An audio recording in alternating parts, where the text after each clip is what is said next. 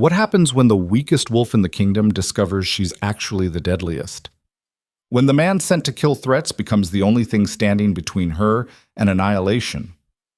This is the story of Elara Vance, a girl who went from a basement prison to the halls of power, from nameless prey to the one name every wolf fears to whisper. Stay until the end to see how she burns it all down. Like this video and drop your city in the comments. Let's see where the pack is watching from tonight. The basement smelled like death pretending to be patient. Elara Vance had stopped counting days after the first week. Time didn't matter when you were merchandise. When you were a thing with a pulse that someone, somewhere might pay for, if the price dropped low enough, if they got desperate enough. The silver chains bit into her wrists. Not real silver, the kind that burned through shifter skin like acid, but cheap knockoff steel with a silver wash. It still chafed, still left rust-colored stains on her skin that mixed with old blood and newer bruises until she couldn't tell where one ended and the other began. She sat on cold concrete back against a wall that sweated moisture in the summer heat and listened. That's all she had now. Listening. Upstairs, the voices were getting louder. 3 weeks, Garrett. 3 goddamn weeks and nobody's biting. I told you. Omega stock is worthless right now. Market's flooded. Every pack's got 5 they're trying to unload. She's human, though. Some packs like that. Keeps things simple. No wolf drama. Human Omegas are a dime a dozen, and you know it. She's damaged goods on top of it. Look at her. Bruised to hell. Smells like fear and rust. What alpha's gonna pay premium for that? Elara closed her eyes. Damaged goods. She'd heard worse. Been called worse. The words didn't land anymore. They just sort of floated past. Like smoke. Like nothing. But the fear in their voices, that was new. We can't keep her. That was Garrett, the one who'd snatched her off a back road 3 states over. Big guy. Scarred knuckles. Breath that smelled like cheap whiskey and cheaper decisions. Marcus is asking questions. Wants to know why we're sitting on product. If he finds out we can't move her, then we dump her. Dump her where, genius? Woods? River? You want to leave a body trail? She's human. Humans go missing all the time. Nobody's looking for this one. Silence. Then Garrett again, quieter. Fine. Tomorrow night. We take her out past the ridge. Make it quick. Bury her deep. Elara's breath caught. Her chest tightened. Not with panic exactly. Panic required hope. Required the belief that things could get better, that survival mattered. She'd lost that somewhere between the kidnapping and the 3rd time Garrett's partner had slapped her for crying too loud. Now there was just static. A low hum in her skull that said, this is how it ends, and didn't bother arguing. She pulled her knees to her chest, felt the chain rattle, and stared at the sliver of yellow light beneath the door. 23 hours until they killed her. She should have been terrified. Instead, she felt tired. So goddamn tired. The footsteps started just after midnight. Not the heavy, careless thud of Garrett coming down to toss her a water bottle or check the chains.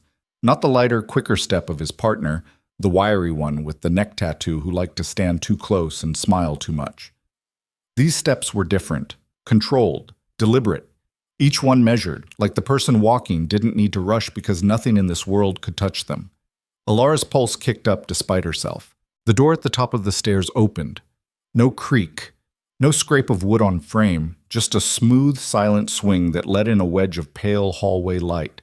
A shadow filled the doorway, tall, broad-shouldered, utterly still. Then he descended, each step precise, unhurried, predatory. Elara pressed herself harder against the wall, chains clinking, and tried to make herself smaller. Tried to disappear into the cold concrete like it might swallow her whole and spare her whatever came next. The man reached the bottom step and stopped. For a long moment, he just stood there, watching, breathing. Then he moved into the light. Elara's breath died in her throat. He was wrong. Not ugly, not deformed, but wrong in the way apex predators were wrong. The way a wolf was wrong when it stood on 2 legs and looked at you with eyes that understood exactly how fragile your bones were. Tall, maybe 6'3", 6'4". Lean muscle wrapped in black tactical gear that looked military grade. Dark hair cut short, sharp jaw. pale skin that somehow made the shadows around him look deeper. But it was his eyes that stopped her heart. Gray, cold, flat as winter stone, and fixed directly on her. He tilted his head, a fractional movement barely noticeable, and inhaled, his brow furrowed. "You don't smell right." His voice was low, rough, the kind of voice that didn't bother raising because it didn't need to. Elara didn't answer. Couldn't. Her throat had locked up, tongue stuck to the roof of her mouth. The man took 3 steps closer, boots silent on concrete, and crouched in front of her. Up close, he was worse. Not because he looked cruel, though there was cruelty in the hard lines of his face, in the way his mouth stayed flat and unreadable, but because he looked empty, hollowed out, like someone had scooped out everything human and left only the machinery behind. He reached out. Elara flinched.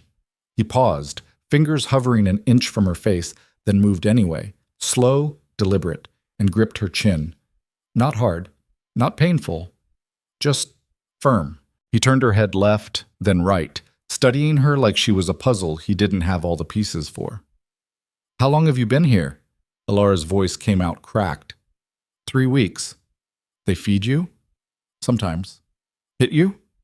She didn't answer.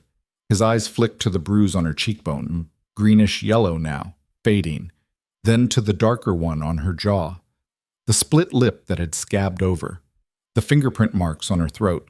His expression didn't change. "Who took you?" "2 men. Garrett and I don't know the other one's name." "Where?" "Off Route 9, near the state line." He released her chin and stood, gaze sweeping the basement, the bare bulb overhead, the water-stained walls, the rusted drain in the floor. Then he looked at her wrists, the chains. He pulled a small black case from his belt, flipped it open, and extracted something that looked like a lockpick made of surgical steel. Elara's heart slammed against her ribs.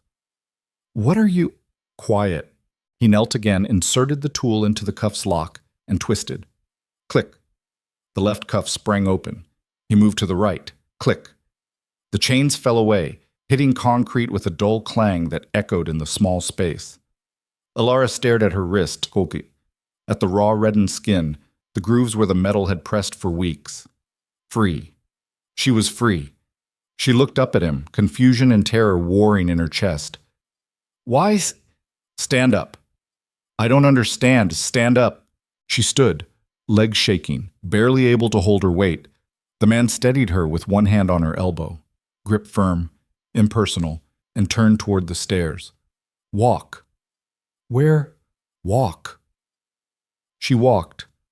Each step felt surreal, like her legs belonged to someone else, like she'd wake up any second still chained to the wall, hallucinating rescue because her brain had finally cracked under the weight of everything. But the man's hand stayed on her elbow, guiding her up the stairs, and the steps were solid beneath her feet, and the air got warmer as they climbed, and they reached the top. The hallway was narrow, dim, wallpaper peeling in long, sad strips, and standing in the middle of it, eyes wide, faces pale, were Garrett and his partner. Both of them frozen. Garrett's mouth opened, closed, opened again. "Draven." The man, Draven, didn't stop walking. He moved past them like they were furniture, like they didn't exist. Elara stumbled along beside him, heart hammering, waiting for Garrett to grab her, to shout, to do something. But Garrett just stood there. So did his partner. Both of them staring at Draven like he'd stepped out of a nightmare they'd spent their whole lives trying to forget. Draven reached the front door, pulled it open, and stepped outside. Cool night air hit Elara's face. She sucked in a breath, clean, real, free, and almost sobbed. Draven stopped on the porch and turned back to face the 2 men still frozen in the hallway. His voice came out flat, calm, final. "Run." Garrett's face went gray. "Listen, we didn't know." "Run." They ran, both of them, scrambling back down the hallway, crashing into each other, disappearing into the shadows at the back of the house like roaches when the light flipped on. Elara stared after them, brain struggling to process what had just happened. Draven started walking again. She followed, because what else was there to do? They walked for 20 minutes in complete silence. through a neighborhood of sagging houses and broken streetlights, across a cracked parking lot behind a shuttered grocery store, into a stretch of woods where the trees grew thick and the darkness pressed close enough to taste. Elara's legs screamed, her bare feet bled. She wanted to stop, to collapse, to ask what the hell is happening. But Draven didn't slow, and something in his posture said that stopping wasn't an option, so she kept moving. Finally, he stopped beside a black SUV parked on an overgrown dirt road. He opened the passenger door and looked at her. "Get in." Elara hesitated. Every instinct she had left, buried under weeks of terror and exhaustion, screamed, "Don't get in the car." Draven waited, patient, immovable. She got in. He closed the door, circled the vehicle, and slid into the driver's seat. Engine purred to life. Headlights carved through the darkness. They drove. Elara sat rigid, hands clenched in her lap, watching trees blur past the window. After 10 minutes, she found her voice. "Who are you?" "Cale Draven." "Why did you You were taken illegally, held against your will, trafficking charges." "So you're police?" His mouth twitched, not quite a smile. "No." "Then what?" He didn't answer. Elara's frustration boiled over. "You just walked into that house, broke my chains, and walked me out like you owned the place. Those men were terrified of you. They ran because you told them to. So what the hell are you?" Draven glanced at her. Just a flick of his eyes, gray and cold and unreadable. Then back to the road. "I work for the king." Elara blinked. "The king? What king?" "King Aurelian Cain, ruler of the Lycon territories." The words hung in the air like stones. Elara's brain tried to catch up. "Lycan? You mean werewolves?" "Yes." "And you're—" "Yes." She swallowed. "So those men who took me, rogue wolves, operating outside pack law, kidnapping humans for black market trade. And you're what? Some kind of enforcer?" "Something like that." "What's something like that mean?" He was quiet for a long moment. Then, "I'm the king's executioner." The temperature in the car seemed to drop. Elara stared at him, at the hard line of his jaw, the way his hands rested on the wheel, loose, controlled, like he could snap her neck without breaking a sweat. "You kill people." "I kill threats." "What's the difference?" "Intent." Her laugh came out sharp, bitter. "And what was I? A threat?" "No." "Then why are you here?" "Because you were taken from neutral territory. Because those men broke covenant law. Because the king doesn't tolerate slavers. So this is, what, a rescue mission?" "Yes." "And now?" "Now I take you somewhere safe." "Safe from what?" Draven's hands tightened on the wheel, just slightly, just enough. "From whatever else is out there looking for you." Elara's stomach dropped. "What are you talking about?" "Nobody's looking for me. I'm nobody. You don't smell right." There it was again. That phrase. She shook her head. "I don't understand." "You smell human, but not entirely." "I am human, maybe." "What does that mean?" He didn't answer, just drove. And Elara sat there, pulse hammering, trying to figure out if she'd been rescued, or if she'd just traded one cage for another. They drove for hours, through back roads and county highways, past sleeping towns and stretches of farmland that went on forever. Elara dozed off somewhere around 3 a.m., head tipping against the window, exhaustion finally dragging her under. When she woke, the sun was rising, and the landscape had changed. No more flat farmland, no more scattered houses. Now there were mountains, tall, dark, ancient-looking peaks that clawed at the sky like teeth, and ahead, barely visible through the morning mist, the outline of a city. Elara sat up straighter. "Where are we?" "Noxhaven." "Never heard of it." "Most humans haven't." The city grew larger as they approached. Massive stone walls, iron gates, guard towers manned by figures in dark uniforms who watched the road with eyes that glowed faintly amber in the dawn light. Wolves. All of them. Elara's chest tightened. "This is A wolf city? The capital. Of what? The Lycan Kingdom. The gates opened as they approached. No checkpoint, no questions.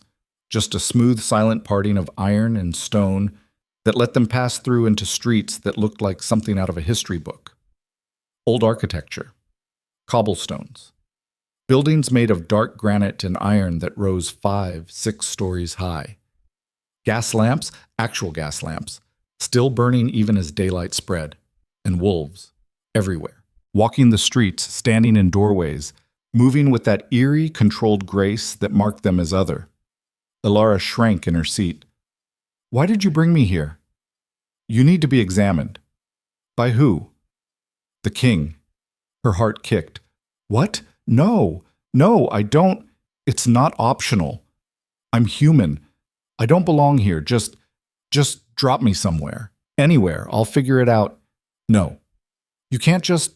Draven pulled the SUV to a stop in front of a massive compound surrounded by wrought iron fencing and more guards. He killed the engine and turned to look at her. Really look at her. Elara. It was the first time he'd used her name. She froze. Whatever you think you are, he said quietly, you're wrong. What are you talking about? You'll understand soon. He got out of the car. Elara sat there, hands shaking, panic rising in her throat like bile. Then her door opened. Draven stood there, hand extended. Come. She looked at his hand, at his face, at the compound beyond him, and realized she didn't have a choice. She'd never had a choice. She took his hand. The inside of the compound was worse. Polished marble floors, vaulted ceilings, artwork that probably cost more than most people's houses, and wolves everywhere. Guards in black uniforms, servants in gray, men and women in expensive suits who stopped mid-conversation to watch her pass with eyes that gleamed with curiosity or disdain, or something hungrier. Elara wanted to disappear. Draven's hand stayed on her elbow, firm, unyielding, guiding her through hallways that twisted and turned until she lost all sense of direction.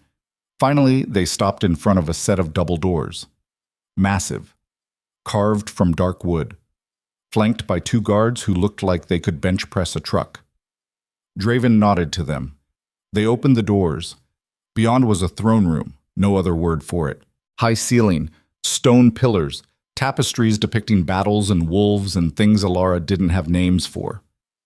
And at the far end, a throne, black stone, simple, almost austere, and sitting on it, a man.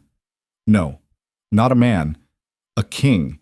He looked old, not in the wrinkled, fragile way humans got old, but old in the way mountains were old, rivers, stars, ancient.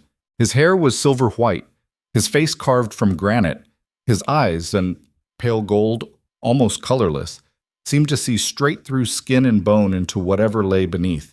He wore black, simple clothes, no crown, no jewelry. He didn't need it. Power radiated off him like heat. Elara's knees went weak. Draven's hand tightened on her elbow, keeping her upright. My king, Draven said, voice low, respectful. The man on the throne didn't acknowledge him. He was staring at Elara, unblinking, unmoving. Then he inhaled, slow, deep.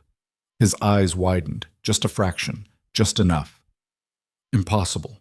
His voice was quiet. But it filled the room anyway, filled the space in a way that made Elara's ears ring.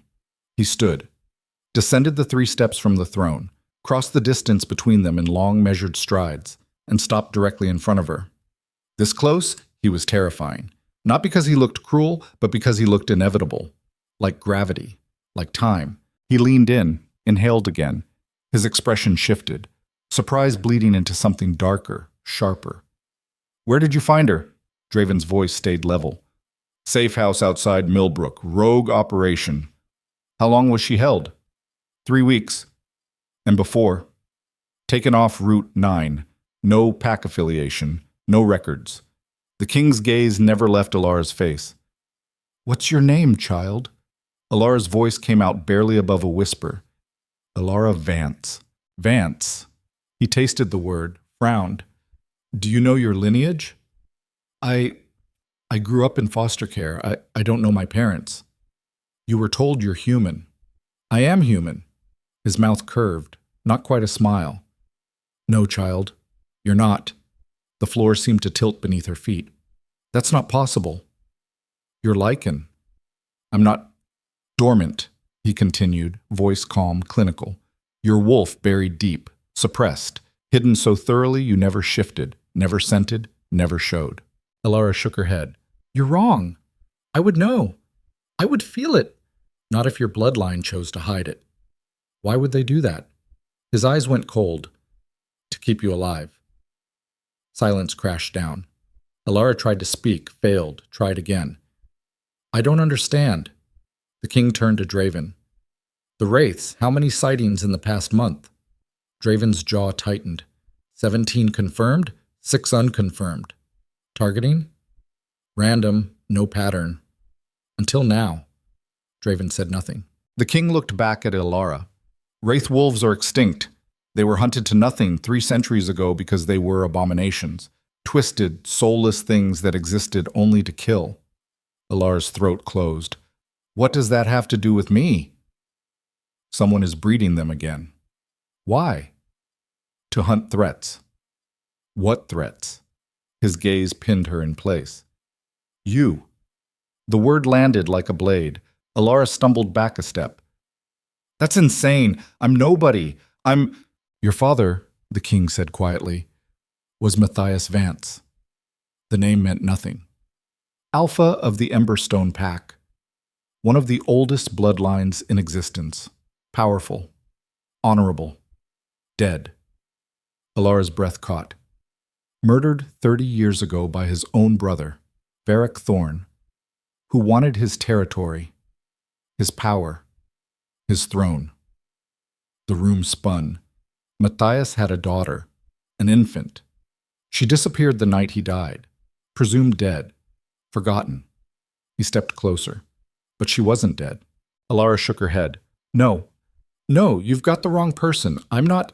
You carry his scent, his bloodline, buried deep, yes. Hidden, yes, but unmistakable. This is crazy. Varric Thorn rules the Emberstone Pack now, has for 3 decades. And if he discovers you're alive, he'll kill me. Yes. Elara's legs gave out. Draven caught her before she hit the floor, hands firm under her arms, and lowered her carefully until she was sitting on cold marble. She couldn't breathe, couldn't think. This wasn't real. None of this was real. Why? She whispered. Why tell me this? Why not just let me disappear? The king crouched in front of her, his expression softened, just barely. Because you're awakening. What? Your wolf. It's coming. That's not the wraith that attacked you in the forest. It wasn't random. Elara's head snapped up. How did you know about that? The king glanced at Draven. Draven's face stayed blank, but something flickered in his eyes. It came for you specifically, the king continued, sent to kill you before you could become what you're meant to be. And what's that? A threat to Varric Thorn's power. Elara laughed. It came out harsh, broken. I can't even defend myself against 2 human kidnappers. How the hell am I supposed to threaten an alpha wolf? The king stood. You'll learn. I don't want to learn. I don't want any of this. I just want. There is no just want anymore, child. There's only survival. He turned to Draven. Take her to the guest wing. Get her fed, cleaned, rested. I want Dr. Corrin to examine her tomorrow. Draven inclined his head. Yes, my king. The king started to walk away, then stopped, turned back, looked at Draven with an expression Elara couldn't read. You feel it, don't you? Draven's face went very still. My king, don't lie to me, Kale. Silence, long, heavy. Then Draven's voice, quiet. Yes. The king nodded slowly. Fate has a sense of humor. He walked away, leaving Elara and Draven standing alone in the vast, echoing throne room. Elara looked up at him. What was he talking about? Draven didn't answer, just offered his hand. She took it, let him pull her to her feet, and tried to ignore the way her skin burned where his fingers touched hers, tried to ignore the way something deep in her chest, something she didn't have a name for, pulled toward him like gravity, like inevitability, like fate. But the guest wing was nice. Too nice. Soft bed, clean sheets, a bathroom with running water and soap that actually smelled like lavender instead of industrial chemical. Elara stood under the shower for 20 minutes, watching rust and blood swirl down the drain, and tried to process everything. Failed. Her brain kept circling back to the same impossible facts. She wasn't human. Her father had been murdered. Someone was hunting her. And Cale Draven, the king's executioner, the man who killed threats for a living, the man whose touch made her skin burn. What had the king asked him? You feel it, don't you? And Draven had said yes. Feel what?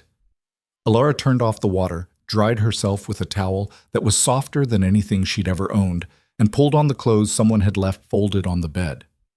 Simple. Comfortable. Gray pants and a loose white shirt. She sat on the edge of the mattress and stared at her hands. They were shaking. A knock at the door made her jump. Come in, she called. The door opened. Draven stepped inside. He'd changed clothes, black pants, black shirt, still looked like he could kill someone without blinking. He stopped just inside the doorway, gaze sweeping the room, then landing on her. You okay? Elara almost laughed. Do I look okay? No. Then why ask? Habit? She rubbed her face. What do you want? To explain. Explain what? He hesitated. Kyle Draven, the man who'd walked through a house of terrified wolves like a ghost, hesitated. Then he stepped closer, closed the door behind him, and said the words that would change everything. You're my mate. Elara stared at him, blinked. What? The bond, what the king felt, what I've been feeling since I pulled you out of that basement. Her heart slammed against her ribs. That's not possible. It is. I'm human. You're not. I don't even have a wolf, yeah. You do. It's just sleeping. She stood, hands clenched into fists. This is insane. All of it. I don't know you. I don't know any of this. And you're telling me I'm supposed to just, what, accept that we're bonded? That I'm some long-lost alpha's daughter? That there are monsters hunting me? Yes. Why? His expression didn't change, but his voice dropped, rough, raw. Because it's the truth. And if I don't want the truth? Doesn't matter. Of course it doesn't, she snapped. Nothing I want matters. I'm just cargo, a problem to be managed. You're not cargo. Then what am I? He closed the distance between them in 2 long strides, stopped close enough that she had to tilt her head back to meet his eyes. Gray, cold, burning. You're mine. The words hit like a physical blow. Elara's breath caught. That's not...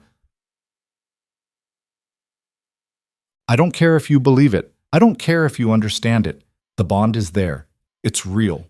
And it means I will burn this world to ash before I let anything touch you. You don't even know me. I know enough. What? That I'm broken? Scared? Worthless? His hand shot out, fast, controlled, and gripped her chin. Not rough, but firm. You are not worthless. Then what am I? Stronger than you think. She tried to pull away. He held on. You survived 3 weeks in that basement. You fought a wraith wolf. You're standing here alive when most people would have shattered. That's not strength. That's just stubbornness. His mouth twitched, almost a smile. Same thing. He released her and stepped back. Elara's hand went to her chin where his fingers had been. Her skin still burned. What happens now? She whispered. Now you rest. Tomorrow, Dr. Corin examines you. We figure out how deep your wolf is buried and how to wake it. And if I don't want to wake it, not your choice. Everything's not my choice, apparently. Welcome to being Lycan. She glared at him. He looked back, expression unreadable, then turned toward the door, stopped, looked back over his shoulder. For what it's worth, I'm sorry.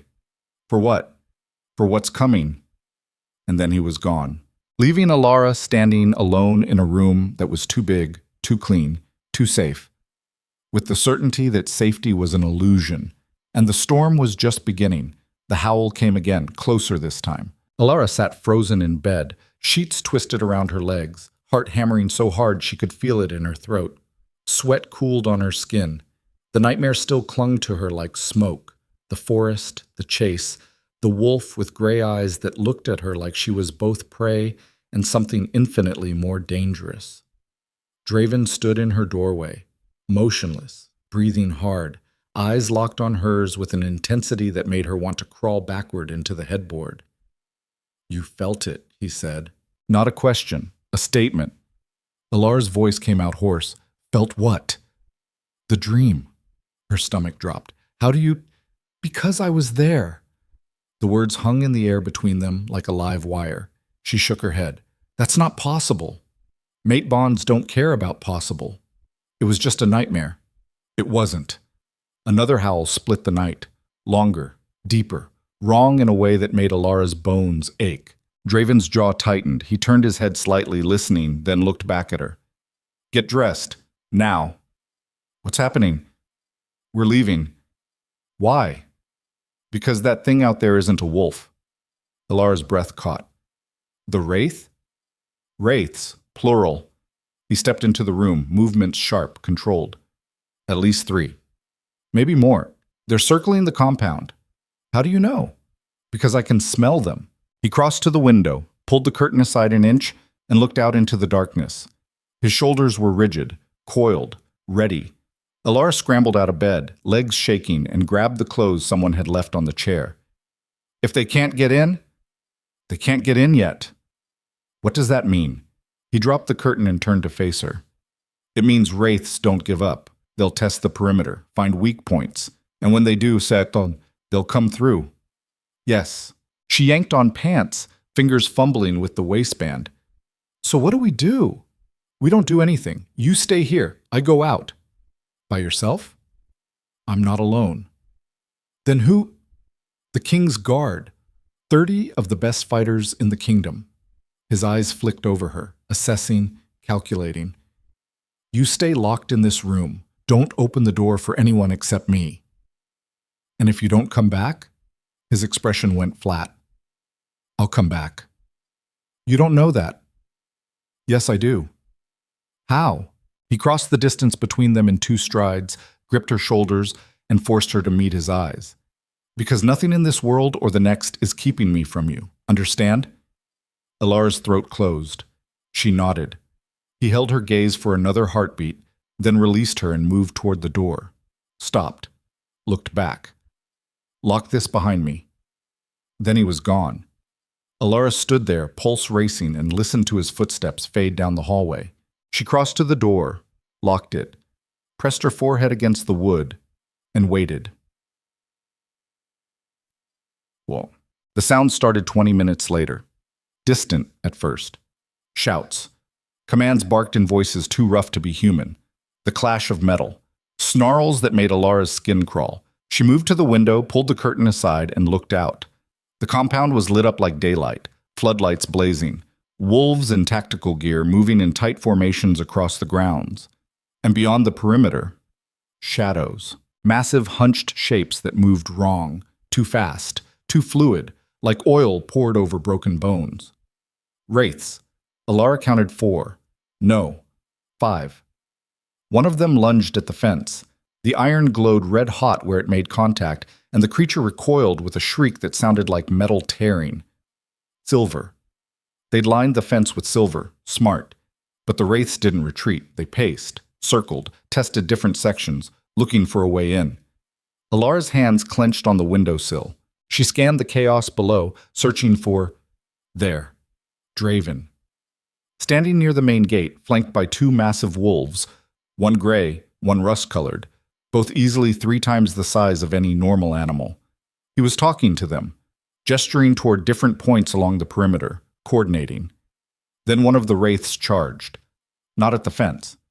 At the gate. It hit the iron with a force that shook the ground, and Elara watched in horror as the metal bent. Not much, but enough. Draven shifted.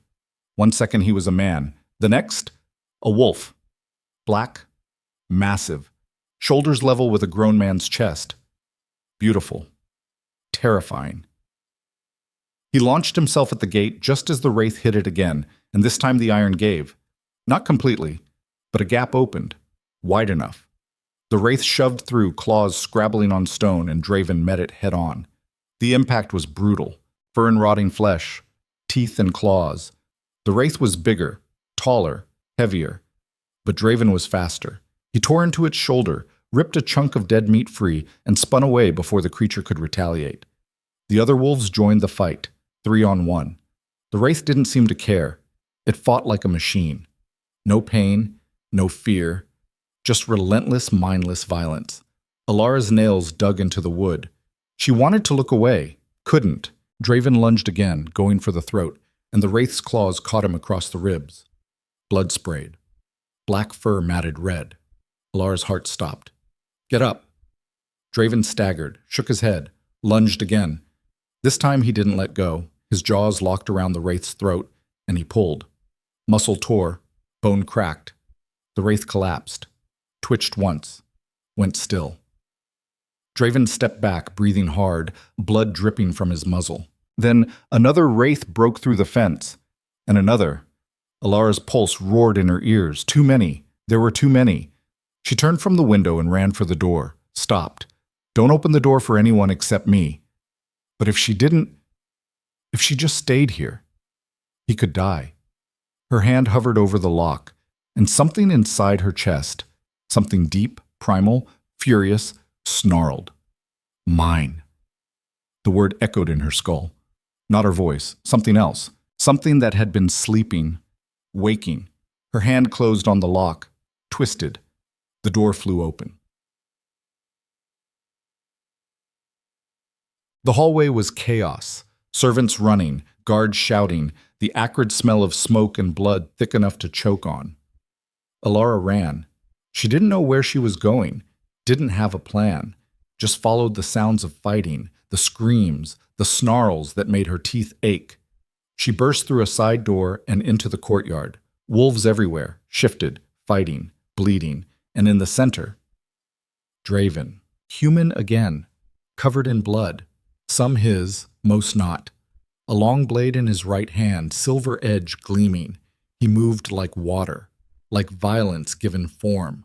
A wraith lunged, he sidestepped, brought the blade up, and severed its spine in one clean stroke. It collapsed. He didn't stop. Another wraith, another kill. Efficient, brutal, perfect. Then one of them got past him, came straight for the building, straight for Lara. She froze. The wraith's eyes, milky white, empty, locked on her. It charged. Elara's brain screamed at her to move. Her legs wouldn't listen. The creature was 10 feet away. 5. 3. Something slammed into her from the side, tackling her to the ground, and she hit stone hard enough to knock the air from her lungs. Weight pinned her down. Heat. The smell of blood and sweat and something wild. Draven. He'd shifted mid-leap, human form wrapping around her like a shield, and now he rolled them both, putting himself between her and the wraith. The creature's claws raked across his back. Draven didn't flinch. He shoved Elara behind him, grabbed the silver blade he'd dropped, and spun. The wraith lunged. Draven drove the blade up through its jaw and into its brain. The creature went limp. He ripped the blade free, let the body fall, and turned to Elara. His eyes were molten, furious. What the fuck are you doing out here? Elara tried to speak, failed. Draven grabbed her arm, hauled her to her feet, and dragged her toward the building. I told you to stay inside. You were hurt. I'm fine. You were bleeding. I'm always bleeding. He shoved her through the doorway, followed, and slammed the door shut behind them. That's the job. I couldn't just sit there. Yes, you could. That's exactly what you could do. He crowded her against the wall, hands braced on either side of her head, blood dripping from a gash on his temple. You don't have a wolf yet. You can't fight. You can't defend yourself. So when I tell you to stay somewhere safe, you fucking stay. Elara's hands clenched into fists. I'm not a child. Then stop acting like one. I was trying to help. You almost got yourself killed. So did you. That's different. Why? Because you're some immortal badass who can't die? His jaw tightened. Because I heal, you don't. I'm not made of glass. You're made of flesh and bone, and nothing that can stop a wraith's claws.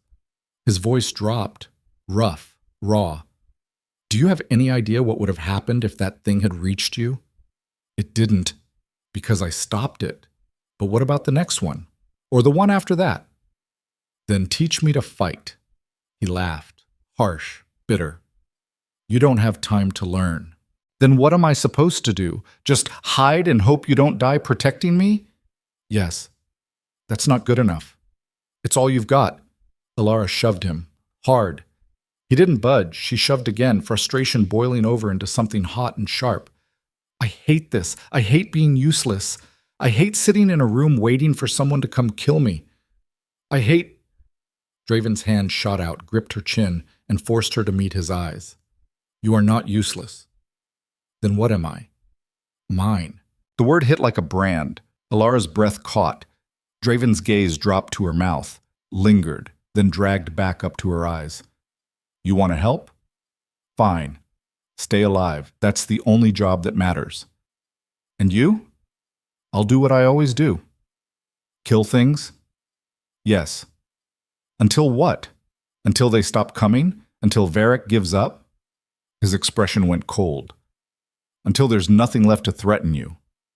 That's not sustainable, I don't care. You'll get yourself killed. Better me than you. Why? The question tore out of her. Why do you care this much? You don't even know me. His thumb brushed her jaw, gentle, at odds with the violence still singing in his veins. I know enough. That's not an answer. It's the only one you're getting. He released her and stepped back, putting distance between them that felt deliberate, controlled, like he didn't trust himself too close. Elara's chest heaved. This is insane. Welcome to my world. I didn't ask for this. Neither did I. Then why? A door slammed open down the hall. Heavy footsteps. Draven's hand went to the blade at his hip. Then a voice. Stand down, Kale. It's me. The king. He appeared around the corner, flanked by two guards, both covered in blood and ash. His gaze swept over Draven, cataloging injuries with clinical precision, then landed on Elara. His expression darkened. Why is she out here? Because she doesn't follow orders, Draven said flatly. I was trying to... Get yourself killed, the king finished. His voice was calm, quiet, lethal. Did you think your presence would help? That watching Kale fight would somehow make you useful? Elara flinched. The king stepped closer. You are untrained, unshifted, unmarked. You have no combat skills, no wolf instincts, no way to defend yourself. The only thing your presence accomplishes is distraction. I didn't mean intent doesn't matter. Results do. He glanced at Draven. Damage? 3 wraiths down, 2 escaped. Perimeters compromised but holding. We've got injured but no deaths. The king nodded. Good. Get her back to her room. I want guards posted outside. No one in or out without my explicit permission. Draven inclined his head. Yes, my king. The king turned to leave. Stopped. Looked back at Elara. This is not a game, child. This is survival. And if you cannot follow the most basic instruction, stay safe, then you are a liability I cannot afford. The words cut deeper than claws. Elara swallowed. Understood. Good. He walked away. Draven waited until the footsteps faded, then gestured toward the stairs. Move. Elara moved. They walked in silence, up 3 flights, down a long hallway, past guards who watched them with eyes that gleamed amber and judgment that felt like weight. When they reached her room, Draven opened the door and waited for her to enter. She did. He followed, closed the door, locked it, then just stood there, back against the wood, breathing hard. Elara turned to face him. Are you... Don't. Don't what? Don't ask if I'm okay. Don't apologize. Don't try to explain. He dragged a hand through his hair.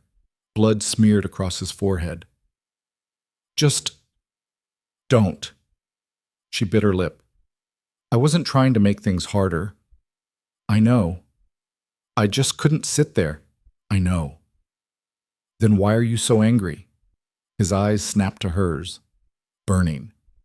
Because you could have died. So could you. I'm expendable. You're not. That's bullshit. It's fact. He pushed off the door, crossed to her in 3 strides, and gripped her shoulders. I have died 17 times. Stopped counting after that. I heal. I come back. That's what I do. Elara stared at him. 17? You die once and it's over. Permanent, final. There's no coming back from that. So I'm just supposed to hide forever? Until your wolf wakes. Until you can defend yourself. Yes. And if it doesn't wake? His hands tightened. It will. You don't know that. I do. How? Because I can feel it.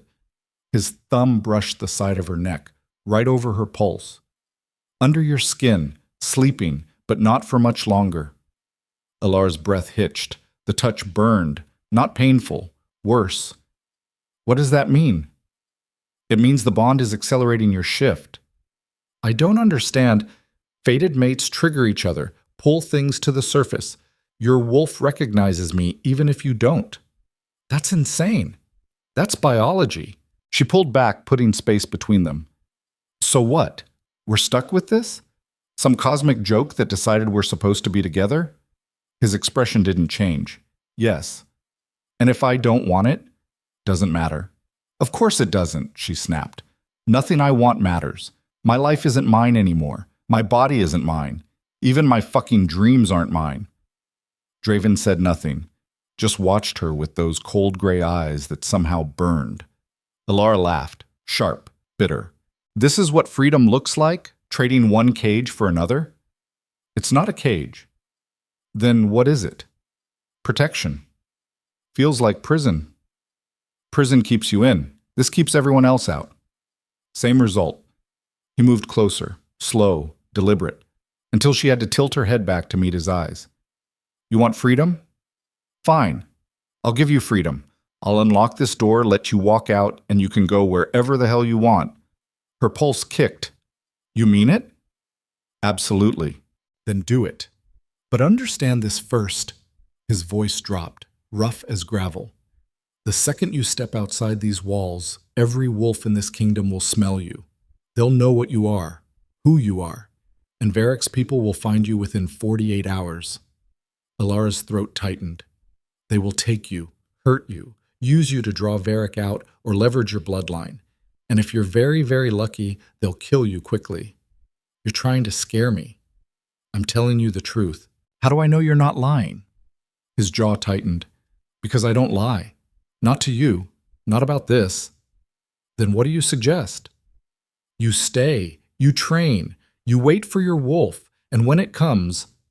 His hand rose, fingers brushing her cheek, gentle, possessive. Then you decide what freedom looks like. Elara wanted to argue, wanted to scream, wanted to shove him away and prove she didn't need protection, didn't need him, didn't need any of this. But the truth sat heavy in her chest. She was weak, untrained, vulnerable, and without him, she'd be dead inside a week. I hate this, she whispered. I know. I hate you. His mouth curved, almost a smile. No, you don't. How would you know? Because the bond doesn't lie. The bond can go to hell. Eventually, but not today. He stepped back, putting distance between them that felt like loss. Elara wrapped her arms around herself. How long? Until what? Until my wolf comes. Draven's expression shifted. Something dark flickered in his eyes. Days. Maybe a week. And it'll hurt? Yes. How bad? He didn't answer, which was answer enough. Elara sank onto the bed, exhaustion crashing over her in waves. I don't know if I can do this. You can. You don't know that. Yes, I do. Why? He crouched in front of her, eye level, and held her gaze. Because you already survived the worst thing that could have happened to you. You were alone, scared, powerless, and you didn't break. I almost did. Almost doesn't count. It should. But it doesn't. His hand covered hers, warm, solid, real. You're stronger than you think, tougher than you believe, and when your wolf finally wakes up, his voice roughened, you're going to be unstoppable. Elara wanted to believe him, wanted to feel the certainty he radiated like heat, but all she felt was tired and scared, and so goddamn alone. Pshem. Draven left shortly after, posted himself outside her door like a sentinel, like a guard dog, like he was afraid she'd disappear if he looked away. Elara lay in bed, staring at the ceiling, listening to the compound settle back into uneasy quiet. Her body felt strange, not painful yet, but different, like her skin was too tight, like her bones were the wrong shape. She tried to ignore it, closed her eyes, tried to sleep, but the dreams came anyway. Whoop. She was running through a forest that smelled like pine and wet earth and something ancient. Her legs moved faster than they should, stronger. She looked down, saw paws instead of feet, fur instead of skin. No. She tried to stop, couldn't. Her wolf was in control now, and it was hunting. She could smell him, blood, sweat, steel, mate. The word pulsed through her like a heartbeat. She followed the scent, through trees, over fallen logs, across a stream that ran cold and clear. And there, in a clearing bathed in moonlight, Draven, wolf form, black as midnight, eyes like winter storms, watching her, waiting. Her wolf slowed, approached, cautious. He didn't move, just stood there, massive and still, letting her come to him. She circled. Once, twice, testing. He let her. Then she stopped, right in front of him. Close enough to feel the heat radiating off his body. Close enough to see the intelligence in his eyes. The recognition. Mate. Her wolf pressed against him. He pressed back. And something inside Elara's chest, something human and terrified and desperate, shattered. Because this felt right. This felt like home. This felt like everything. Gone. She woke gasping. Sheets soaked with sweat, heart hammering, skin on fire. The dream clung to her like smoke. She could still feel it. The wolf. The forest. Him. A soft knock at the door. Elara? Draven's voice. Low, careful. She sat up. I'm fine. You're not. How would you know? Because I felt it too. Her breath caught. Silence. Then, can I come in? She should say no, should tell him to leave, should put distance between them before this bond dragged her under completely. Instead, she heard herself say, yes. The door opened. Draven stepped inside, closed it behind him, stood there in the dim light filtering through the curtains, looking at her like she was something fragile and dangerous at the same time. It's getting stronger, he said quietly. What is? The bond. The pull. Your wolf's waking up faster than I thought. Because of you. Yes. Elara pulled her knees to her chest. Make it stop. I can't. Then leave. Put distance between us. Maybe that'll slow it down. It won't. You don't know that. I do. Distance doesn't matter. The bond doesn't care about miles. Then what do we do? He moved closer, slow, deliberate. Sat on the edge of the bed, careful to keep space between them. We write it out. You let it happen. And when your wolf finally surfaces, his gaze locked on hers. You decide what comes next. What if I decide I don't want this? His jaw tightened. Then I walk away. Just like that? Just like that. You'd let me go? If that's what you wanted? Yes. Elara searched his face for the lie. Found none. Why? Because you deserve a choice. Because forcing this, he gestured between them, would make me no better than the men who chained you in that basement. Her throat closed. But, he continued, voice dropping, I'm not going to pretend I don't want you. I'm not going to pretend the bond isn't real or that walking away wouldn't destroy me. Because it would. How do you know? Because I can feel it. Every second, every breath. You're under my skin, Elara, in my blood, and it's not going away. She wanted to argue, wanted to tell him he was wrong, but her wolf stirred, deep in her chest, and whispered one word, mine. Elara's hands clenched in the sheets. This is insane. I know. I don't even know you. You will. What if I don't like what I find? His mouth curved. Then I'll work harder. Despite everything, the fear, the exhaustion, the bone-deep terror of what was coming, Elara almost smiled. You're insufferable. So I've been told. And arrogant. Confident. Same thing. No, it's not. She shook her head. How are you so calm about all this? Because I've had 3 days to process it. You've had 3 hours. That's not fair. No, it's not. Silence settled between them. Not uncomfortable, just heavy, weighted with everything unsaid.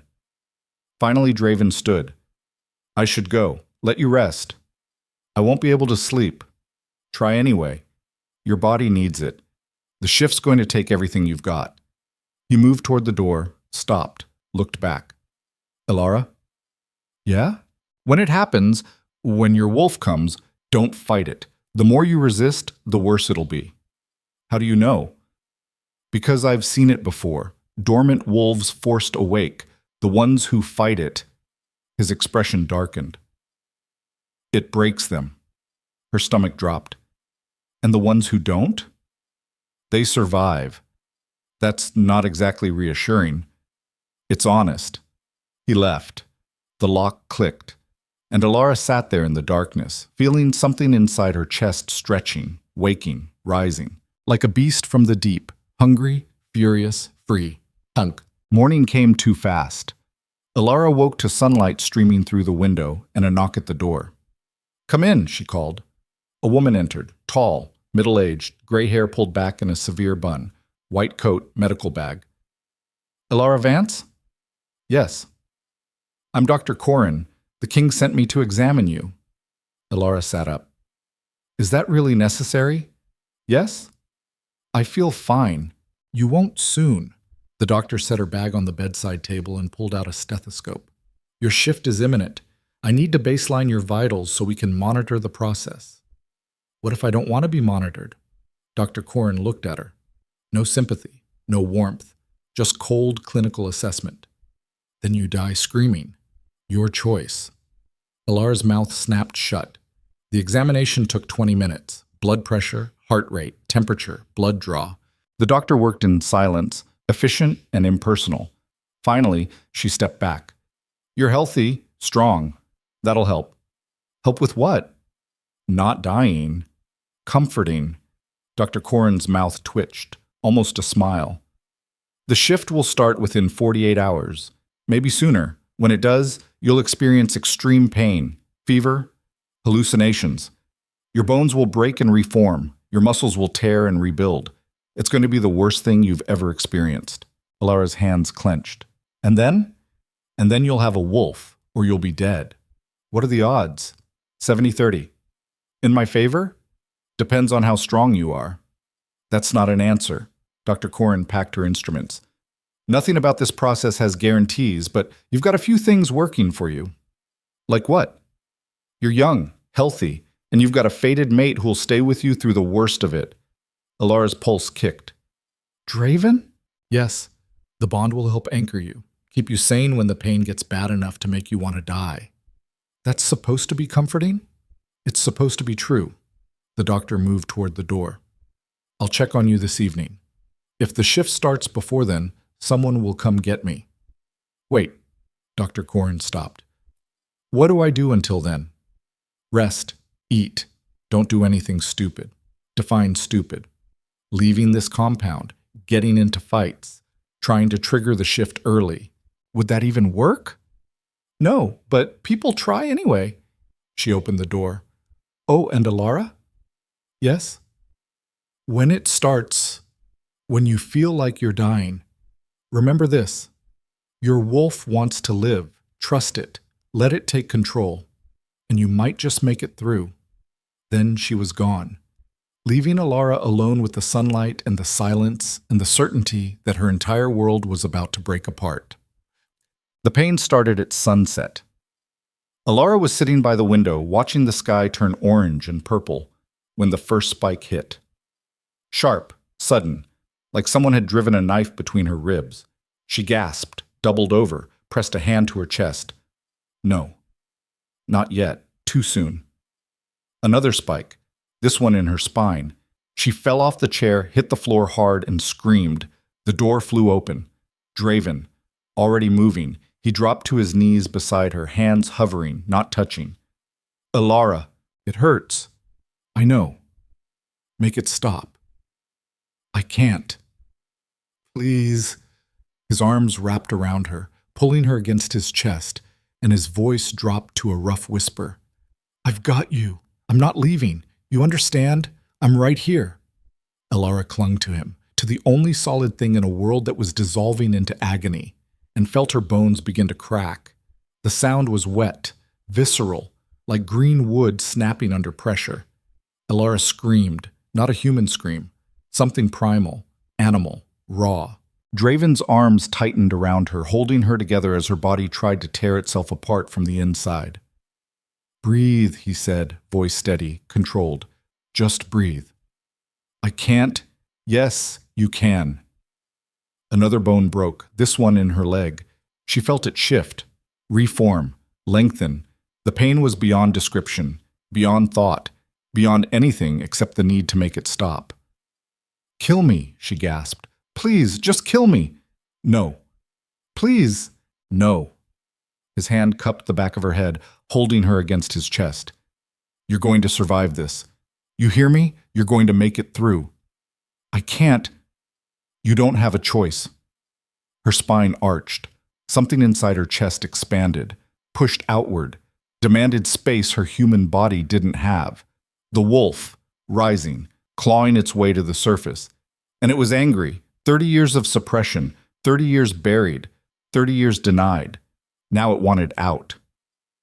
Elara's vision blurred. The room dissolved into shapes and colors that didn't make sense. She could smell everything. Blood, sweat, fear, and underneath it all, him, steel and smoke and something wild that made her wolf snarl with recognition. Mate. The word pulsed through her like a heartbeat. Her wolf pushed harder. Elara's jaw cracked, elongated. She felt her teeth sharpen, felt her skull reshape itself, felt her humanity slip away like water through fingers. And then, everything stopped. The pain, the pressure, the crushing weight of transformation. Gone. Elara opened her eyes. The world looked different, sharper, clearer, every detail magnified to impossible clarity. She could see the individual threads in Draven's shirt, could count his heartbeats, could smell the adrenaline in his sweat. She tried to speak. What came out was a whine. High, confused, wrong. She looked down. Paws, golden fur that gleamed like molten sunlight, 4 legs instead of 2. No. She scrambled backward, claws scraping on marble, and slammed into the wall. Draven didn't move, just watched her with those gray eyes that burned. Easy, he said softly. You're okay. You made it. Elara's wolf snarled. Not okay. Nothing okay.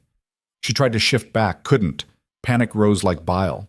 She was stuck, trapped in this body that wasn't hers, with instincts that screamed louder than thought and senses that overwhelmed everything. Draven slowly extended a hand. Look at me. She did.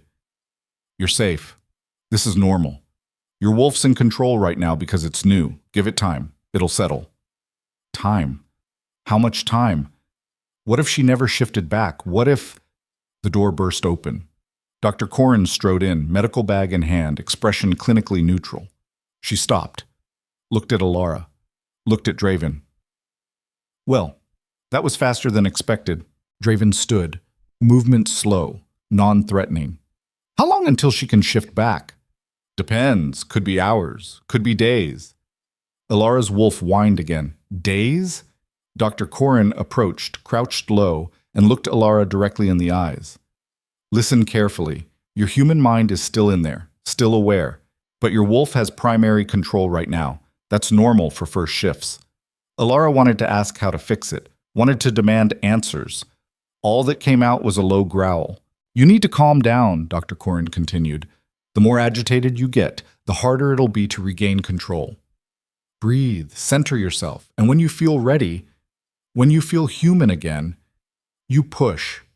mentally, like surfacing from deep water. Elara tried. Nothing happened. Not yet, Draven said quietly. Give it time. Dr. Corrin stood, addressing Draven now. Keep her calm. Don't let her panic. And whatever you do, don't let her leave this room. A newly shifted wolf is unpredictable, dangerous. I know. Do you? Because if she hurts someone, she won't. You don't know that. His eyes went cold. She won't. Dr. Corrin held his gaze for a long moment, then nodded. I'll check back in 2 hours. She left. The door clicked shut, and Elara was alone with Draven and a body she didn't recognize and instincts that wanted to run, hunt, claim. Draven sat on the floor, cross-legged, relaxed, completely at ease. Come here, he said. Elara's wolf didn't move. I'm not going to hurt you, you know that. Did she? The bond said yes. The wolf said yes. But the human part, the part that was still Elara, hesitated. Please, Draven said, voice softer. Let me help. Elara took one tentative step, then another. Her wolf moved like liquid, graceful, powerful. She approached until she was close enough to smell him properly. Steel, smoke, something deeper that made her wolf rumble with approval. Draven's hand rose slowly and touched her head, right between her ears. The contact sent electricity through her entire body. Her wolf leaned into it, wanted more. His fingers scratched gently, hitting a spot that made her hind leg twitch. Despite everything, the terror, the confusion, the wrongness, a low rumble started in her chest. Purring. She was purring. Draven's mouth curved. There you go, see? Not so scary. Elara wanted to argue, wanted to tell him this was terrifying and wrong and she needed her body back now. But the warmth of his hand and the steady rhythm of his heartbeat and the bond humming between them like a live wire made her wolf settle, made her feel safe. Mate, her wolf whispered. Safe. Elara curled up next to him, let him stroke her fur, and tried not to think about how natural it felt. She shifted back 3 hours later. 1 second she was wolf, the next, human, naked, gasping, sprawled on the cold marble floor. Draven was already moving. He grabbed a blanket from the bed, wrapped it around her, and pulled her into his lap. I've got you. Elara trembled. Not from cold, from the aftershock of transformation, from the memory of being something other. That was, I know. I couldn't think, couldn't speak. I was just instinct. That's normal. It didn't feel normal. It felt like drowning. His arms tightened. It gets easier. The more you shift, the more control you'll have. Eventually, you'll be able to hold on to your human mind even in wolf form. How long? Weeks, maybe months. She pulled back to look at him. I don't have months. Then you'll learn fast. Elara's hands clenched in the blanket. What if I can't? What if I get stuck? You won't. You don't know that. Yes, I do. How? His hand cupped her face. Because you're stronger than you think. Because you survived the shift. Because your wolf is powerful and your will is stronger. You're going to master this, Elara. I'll make sure of it. She wanted to believe him, wanted to feel the certainty he radiated, but all she felt was exhausted and scared and so goddamn vulnerable it hurt. A knock at the door interrupted. Enter, Draven called. A guard stepped inside. Young. Maybe mid-20s. Eyes carefully averted from Elara's state of undress. My lord, the king requests your presence. Immediately. Draven's jaw tightened. Tell him I'm occupied. He said immediately, my lord, and that it concerns Varric Thorn. The temperature in the room dropped. Draven looked at Elara. Can you stand? I think so. He helped her to her feet, steadied her when she swayed, then guided her to the bed. Stay here. I'll be back as soon as I can. What's happening? I don't know, but if it involves Varric... His expression went cold. Hard. It's nothing good. He left. The guard followed. The lock clicked, and Elara sat there wrapped in a blanket, feeling her wolf stir restlessly beneath her skin, and wondered what fresh hell was about to break loose. She found out an hour later. The door opened. Draven entered. His face was carved from stone. Elara stood.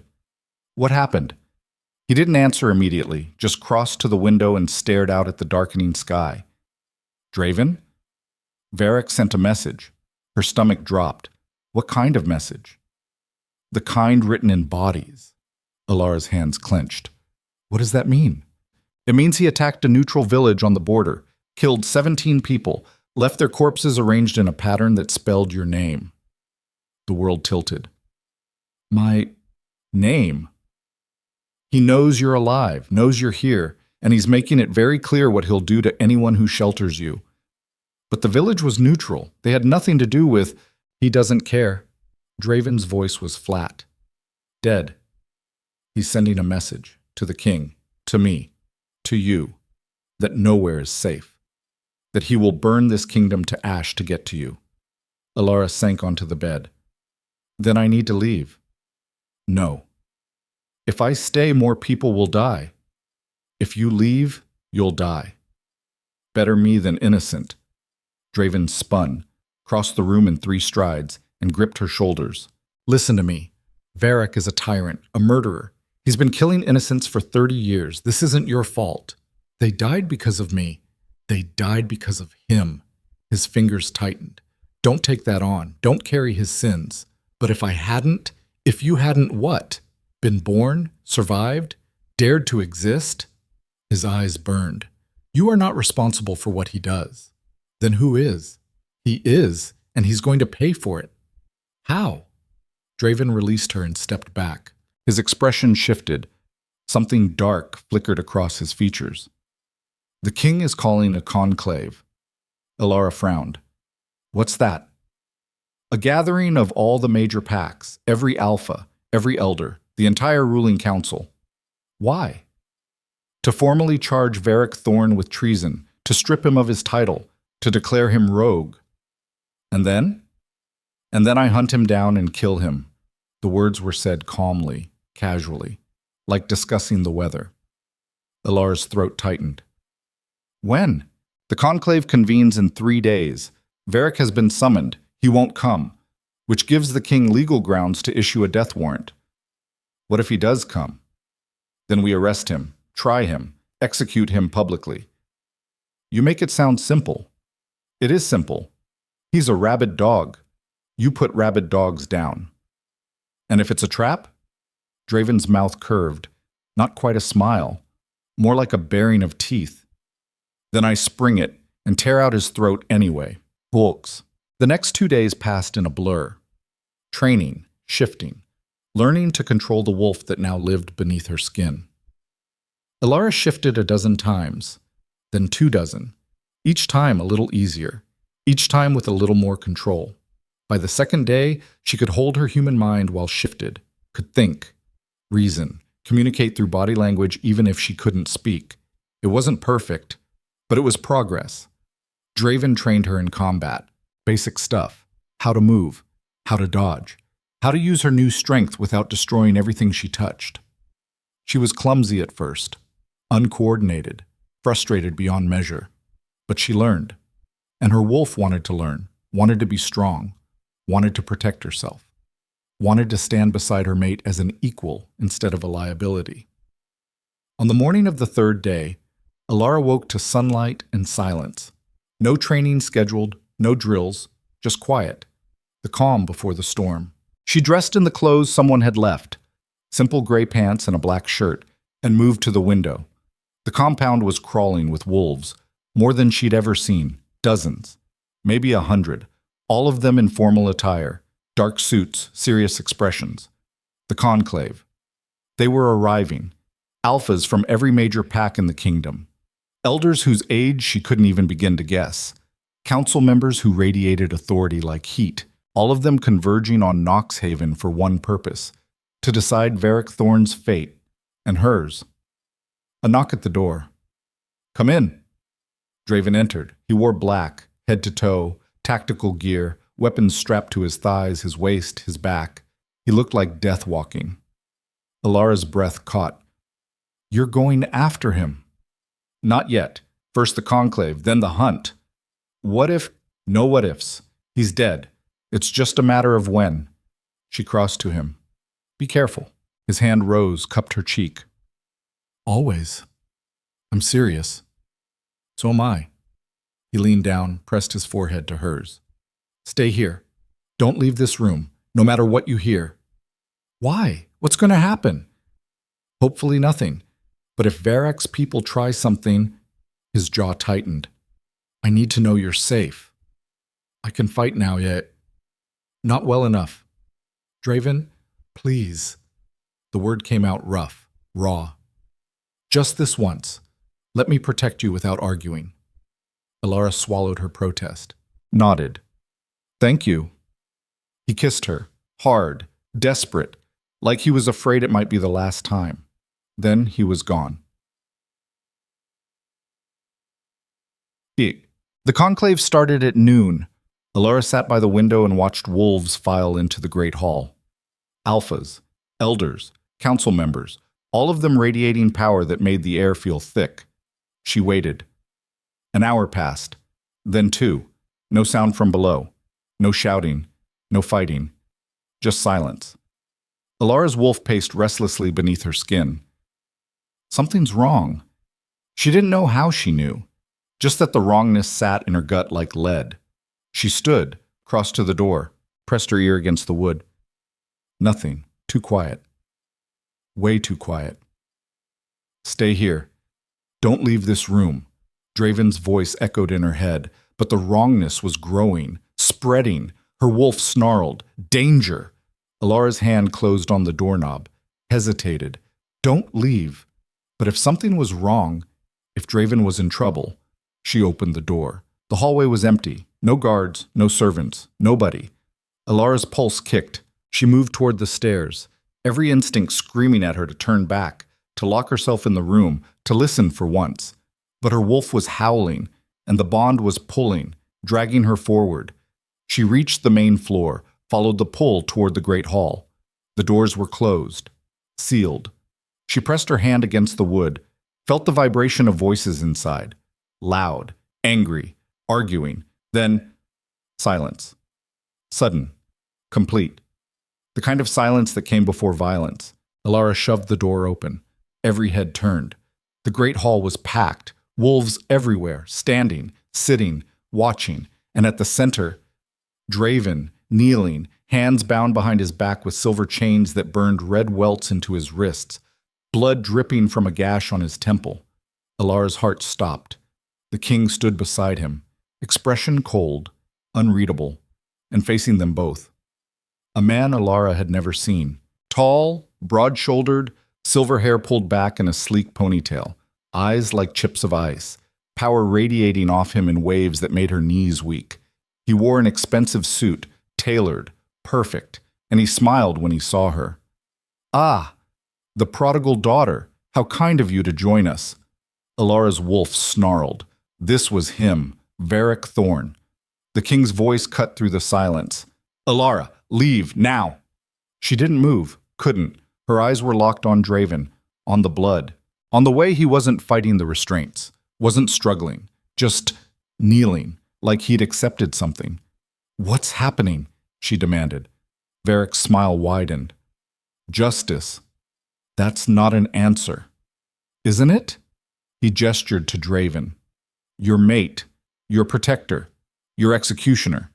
Did he tell you what he did 30 years ago? Elara's stomach dropped. What are you talking about?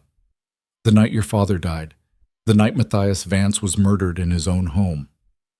You killed him? Oh, I gave the order, but I didn't swing the blade. Varric's eyes glittered with malicious amusement. That honor belonged to the king's finest, his most loyal, his most trusted weapon. No. You're lying. Am I? Varric looked at Draven. Tell her, executioner. Tell her who put the sword through Matthias Vance's heart. Draven's jaw tightened. He didn't speak, didn't look at her. Elara's pulse roared in her ears. Draven? Silence. Draven.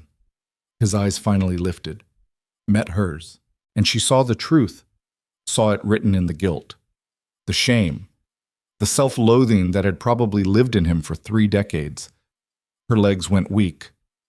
No. Elara, you killed my father. It wasn't like that. You killed my father. The words tore out of her, raw, broken. Draven flinched like she'd struck him.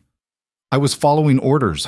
I don't care about orders. You killed him. You killed my father, and then you— Her voice cracked. You touched me. You held me. You made me believe the bond is real. The bond is bullshit. She took a step back, then another. You're a liar, a murderer. You're no different than him. She gestured at Varric. Draven's expression shattered. I didn't know, he said, voice rough, desperate. I didn't know who he was, didn't know he had a daughter. I was 20 years old and I was told to eliminate a threat to the crown, and I did my job. Your job was killing innocent people? He wasn't innocent. According to who? Varric? She laughed, harsh, bitter. The man who's been hunting me for 30 years? The man who just slaughtered a village to spell my name in corpses? That's your reliable source? Draven's hands clenched behind his back. The silver chain smoked. I know how it sounds. You know nothing. Tears burned her eyes. She refused to let them fall. You killed my father. You took everything from me before I even had a chance to know what I'd lost. Elara, please, don't. She held up a hand. Don't say my name. Don't look at me. Don't. Her voice broke. Just don't. The king stepped forward. Elara, there are things you don't understand. Then explain them. Matthias Vance was not the man you think he was. Because you say so? Because the evidence says so. What evidence?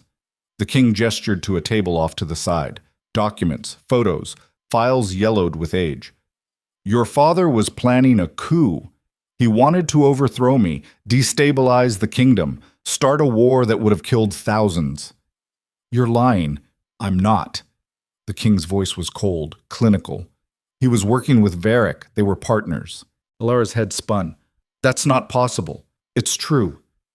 We planned everything together, Matthias and I. Varric's voice was smooth, proud. We were going to split the kingdom, rule as equals, but at the last moment, his expression hardened. He got cold feet, wanted to back out, said he couldn't betray his pack, his people, his daughter. The last word was said with such contempt it made Elara's skin crawl. So I did what had to be done, Varric continued. I reported him to the king, told Aurelian that Matthias was planning to assassinate him, and the king, he smiled, sent his best weapon to eliminate the threat. Elara looked at Draven, at the guilt eating him alive. You didn't verify, she said quietly. You didn't investigate. You just killed him. I trusted the intelligence, Draven said. I trusted my king. And you were wrong. Yes. And now my father's dead and you expect me to just— What? Forgive you? No. Draven's voice was rough. I don't expect forgiveness. I don't deserve it. But I need you to understand. I understand perfectly. Elara's wolf surged, demanded shift, demanded blood. You're a killer, a tool, a weapon that doesn't think, doesn't question, just obeys. Draven's eyes went flat, dead. Yes. The single word cut deeper than claws. Varric clapped slowly. Finally, she understands. You're all monsters here. The king who orders executions based on lies. The executioner who carries them out without question. And the council, he gestured to the assembled wolves, who stands by and lets it happen. Murmurs rippled through the crowd. Uncomfortable, guilty. The king's jaw tightened.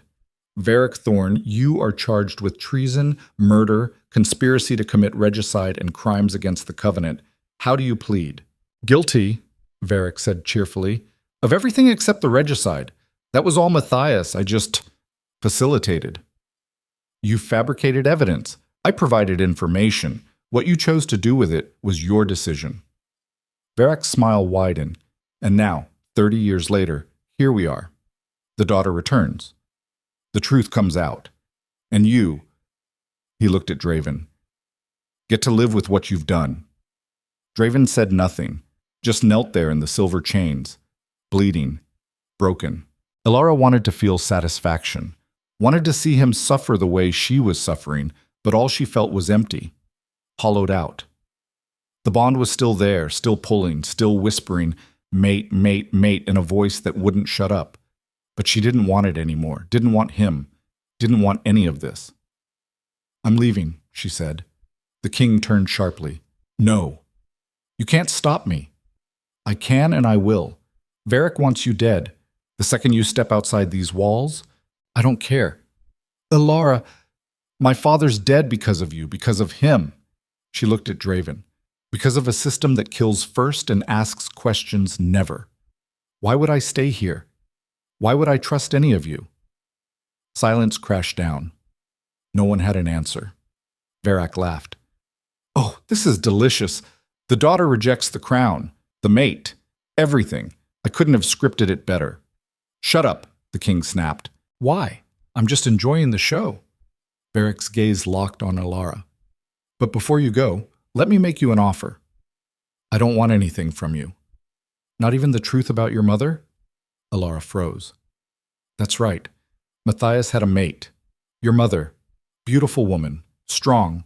Fierce." Varric's smile turned cruel. "She died protecting you. Did you know that?" Elara's throat closed. "The night Matthias was killed, she hid you, gave you to a trusted friend with orders to get you far away.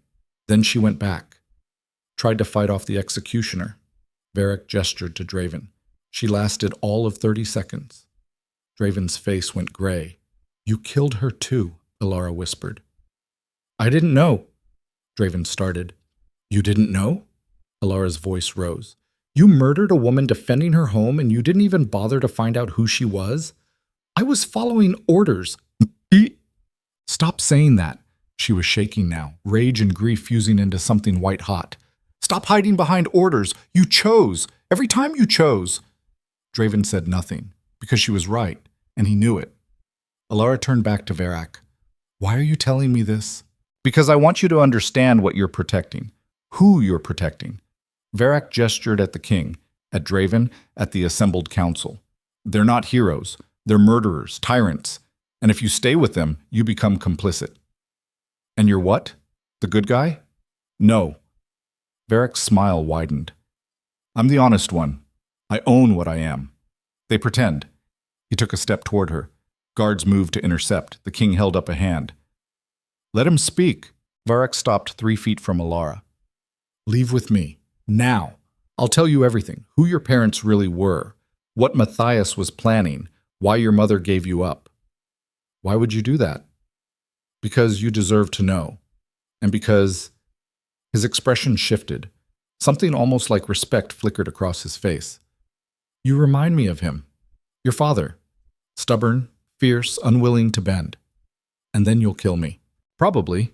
He shrugged. "But at least you'll die knowing the truth, not drowning in their lies." Elara looked at the king, at Draven, at the council members who watched with calculating eyes. Everyone wanted something from her. No one saw her, just what she represented. A threat, a pawn, a problem. "I'm not going anywhere with you," she said to Varric. His smile faded. "Disappointing. But I'm not staying here either." The king stepped forward. "Elara, be reasonable." "Reasonable?"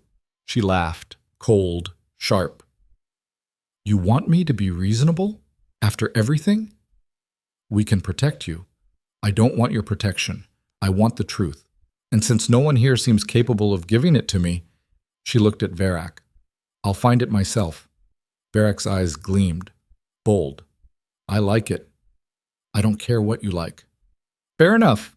He turned to the king. "Well, Aurelian, what now? Do you lock her up? Force her to stay?" The king's jaw worked. He looked at Draven. Draven looked back. Some wordless communication passed between them. Then Draven spoke. "Let her go." Elara's heart lurched. The king's eyes widened. "Kale, let her go," Draven repeated, voice flat, final. "She's right. We've given her nothing but lies and death. If she wants to walk away..." His gaze locked on Elara. "She's earned it. She'll die out there. Maybe. Or maybe she'll survive. Either way, it's her choice." Silence. The king looked at Elara, at the determination in her eyes, the steel in her spine. Finally, he nodded. Go. But understand this. His voice dropped. The second you leave these walls, you're on your own. No protection, no resources, no allies. I understand. And if Varric's people find you, I'll handle it. With what? You've been a wolf for 3 days.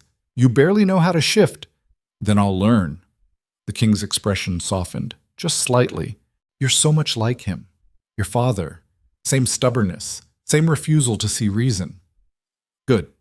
Elara turned to leave. Stopped. Looked back at Draven one last time.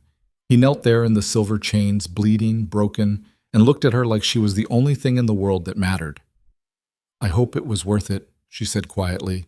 All the killing, all the loyalty, all the orders you followed without question. Draven's voice came out rough. It wasn't. Good. She walked out, past the guards, past the council, past everyone, and didn't look back. Because looking back meant seeing the lie her entire life had become, meant facing the truth that the only person she could trust was herself. Outside, the sun was setting, painting the sky blood red. Elara stood on the steps of the compound and breathed in freedom. It tasted like ash. Behind her, inside the great hall, she heard Varric's voice, laughing. Well played, little wolf. Well played.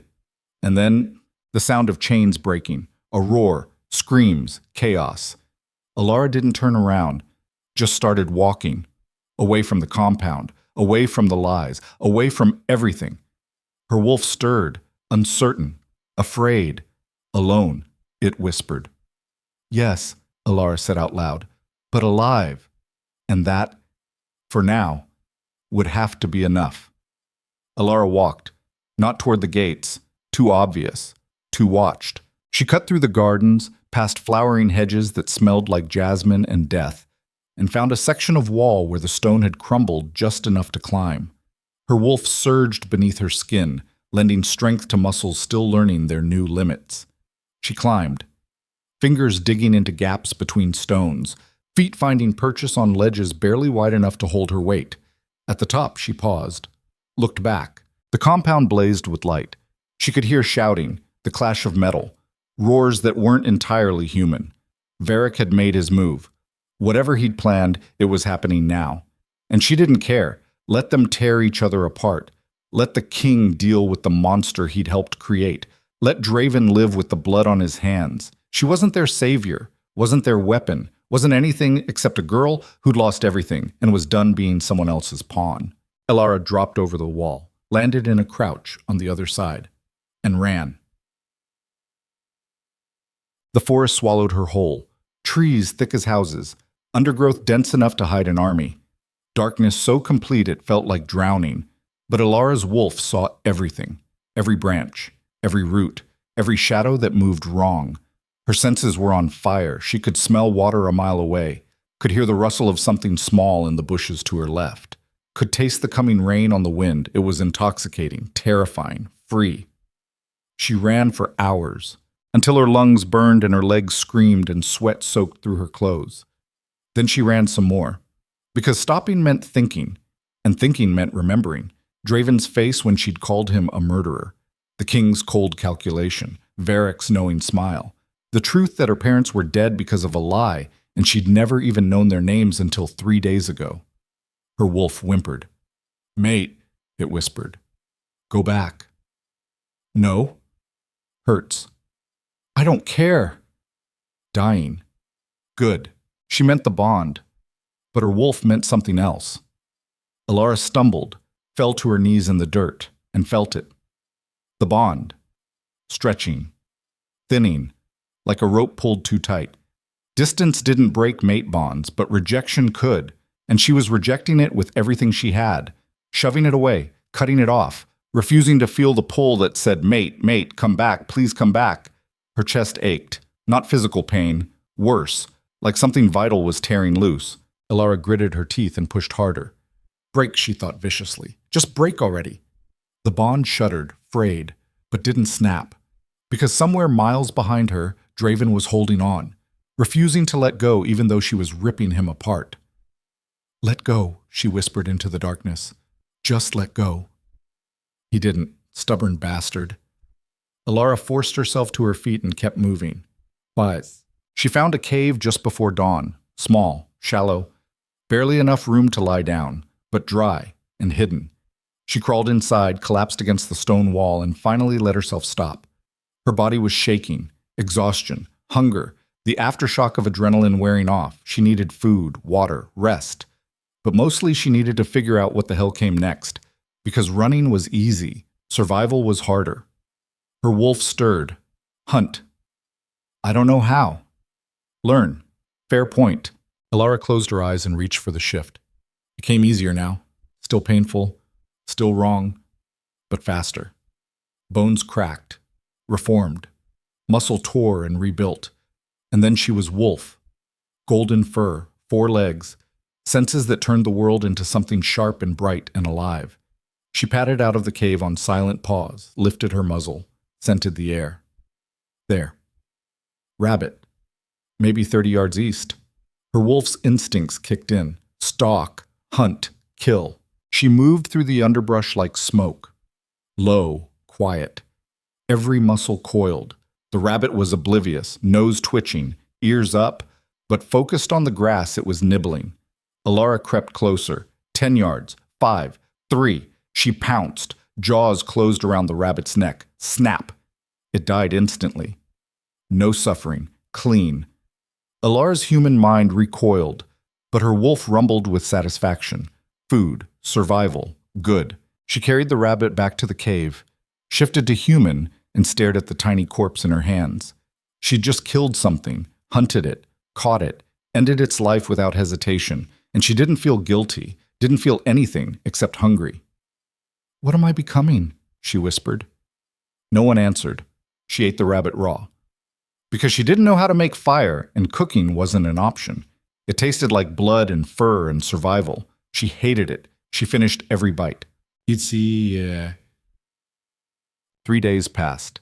Elara lived like an animal, hunted at dawn and dusk, slept in the cave, drank from streams that ran cold and clear. Her wolf grew stronger, more confident, more present. The human part of her, the girl who'd been Elara Vance, started to fade. Not disappear, just recede, making room for the wolf that was learning to thrive. She practiced shifting, over and over until she could do it in seconds, until she could hold her human mind in wolf form without effort, until the two halves of her stopped feeling like enemies and started feeling like partners. On the 4th day, she heard voices. Human voices. Elara froze, crouched low in the underbrush, and listened. "Told you this was a waste of time. Varric said she came this way. Varric says a lot of shit, doesn't make it true. You want to tell him we gave up? Be my guest." Silence. Then, "Fine, but if we don't find her by nightfall, I'm out." "Deal." Footsteps, getting closer. Elara's wolf snarled. "Enemies." She shifted, silent, fast, became the wolf and melted into the shadows. 2 men emerged from the trees, both armed, both scanning the forest with eyes that glowed faint amber. Wolves, Varric's people, hunting her. Her wolf wanted to attack, wanted to tear them apart, but Elara's human mind held her back. 2 against 1, both trained, both older, both stronger. She'd lose, so she stayed hidden. Let them pass. Waited until their footsteps faded. Then she ran, in the opposite direction, fast as her legs could carry her, because if Varric had sent 2 hunters, he'd sent more, and staying here meant getting caught. She ran for hours, changed direction every few miles, doubled back, crossed streams, did everything she could to lose the scent trail. But the hunters kept coming. She could hear them, distant, coordinated, closing in. Elara's lungs burned, her legs screamed, but she didn't stop. Couldn't. Because stopping meant dying, and she'd survived too much to die running through a forest. A howl split the air behind her. Close, too close. They'd found her trail. Elara poured on speed, crashed through underbrush, leapt over fallen logs, ignored the branches that whipped her face and tore at her fur. Another howl, closer still. She could smell them now. Sweat, adrenaline, blood. They were hunting as wolves, which meant they were faster, stronger, screwed. Elara broke through the tree line and skidded to a stop. Cliff. A sheer drop that fell maybe 200 feet into a river below. No way down. No way around. Just rock and air and certain death. Behind her, the howls grew louder. She spun, shifted to human, and faced the 6 wolves that emerged from the forest. All of them massive. All of them focused on her. The largest one shifted, became a man she recognized from the compound, one of Varrac's lieutenants. Scarred face, dead eyes, the kind of wolf who killed for sport. "End of the line, sweetheart." Elara said nothing, just watched them fan out, surrounding her, cutting off escape. "Varrac wants you alive," the lieutenant continued, "but he didn't say undamaged, so you can come quietly." He smiled. "Or we can do this the hard way." "How about option 3? Elara said. "What's that?" "You go to hell." She shifted, became the golden wolf, and lunged. Not at the lieutenant, at the smallest wolf on her left. She hit it hard, teeth sinking into its shoulder, claws raking across its side. It yelped, fell. She didn't stop to finish it, just spun and ran. Not toward the forest, toward the cliff. "Stop her!" the lieutenant roared. Wolves lunged. Elara dodged the first. The second caught her hind leg. Teeth sank deep. She screamed, twisted, bit down on the wolf's ear and pulled. It released her with a yelp. She stumbled. 3 more wolves closed in. No escape, no options. Elara looked at the cliff, at the drop, at the river below. "No way I survived that fall." Her wolf disagreed. "Jump." "Are you insane?" "Jump now." The wolves were 10 feet away. 5. Elara jumped. The world dropped away beneath her. Wind screamed in her ears. Her stomach lurched into her throat. She fell and fell and fell. The river rushed up to meet her. She hit the water like a bullet. Cold slammed into her from all sides. The current grabbed her, dragged her under, spun her like a rag doll. Elara couldn't breathe, couldn't think, couldn't tell which way was up. Her wolf forced the shift. Human lungs, human limbs. She kicked, clawed toward what she hoped was the surface, broke through gasping, sucked in air. The current pulled her downstream, fast, brutal, unstoppable. She tried to swim. The river didn't care. Rocks loomed. She hit one. Pain exploded in her ribs. Hit another. Her head cracked against stone. Vision blurred. The world faded to gray, then black, then nothing. She woke on a riverbank, coughing, choking, vomiting water. Everything hurt, ribs, head, leg where the wolf had bitten her. Everything. But she was alive. Elara rolled onto her back and stared at the sky. Dawn light filtered through the trees, a new day. She'd survived. Barely. Her wolf stirred, weak, exhausted, but alive. "Good jump," it said. Elara laughed. It came out as a sob. "Worst idea ever. Worked. This time. Good enough." Fair point.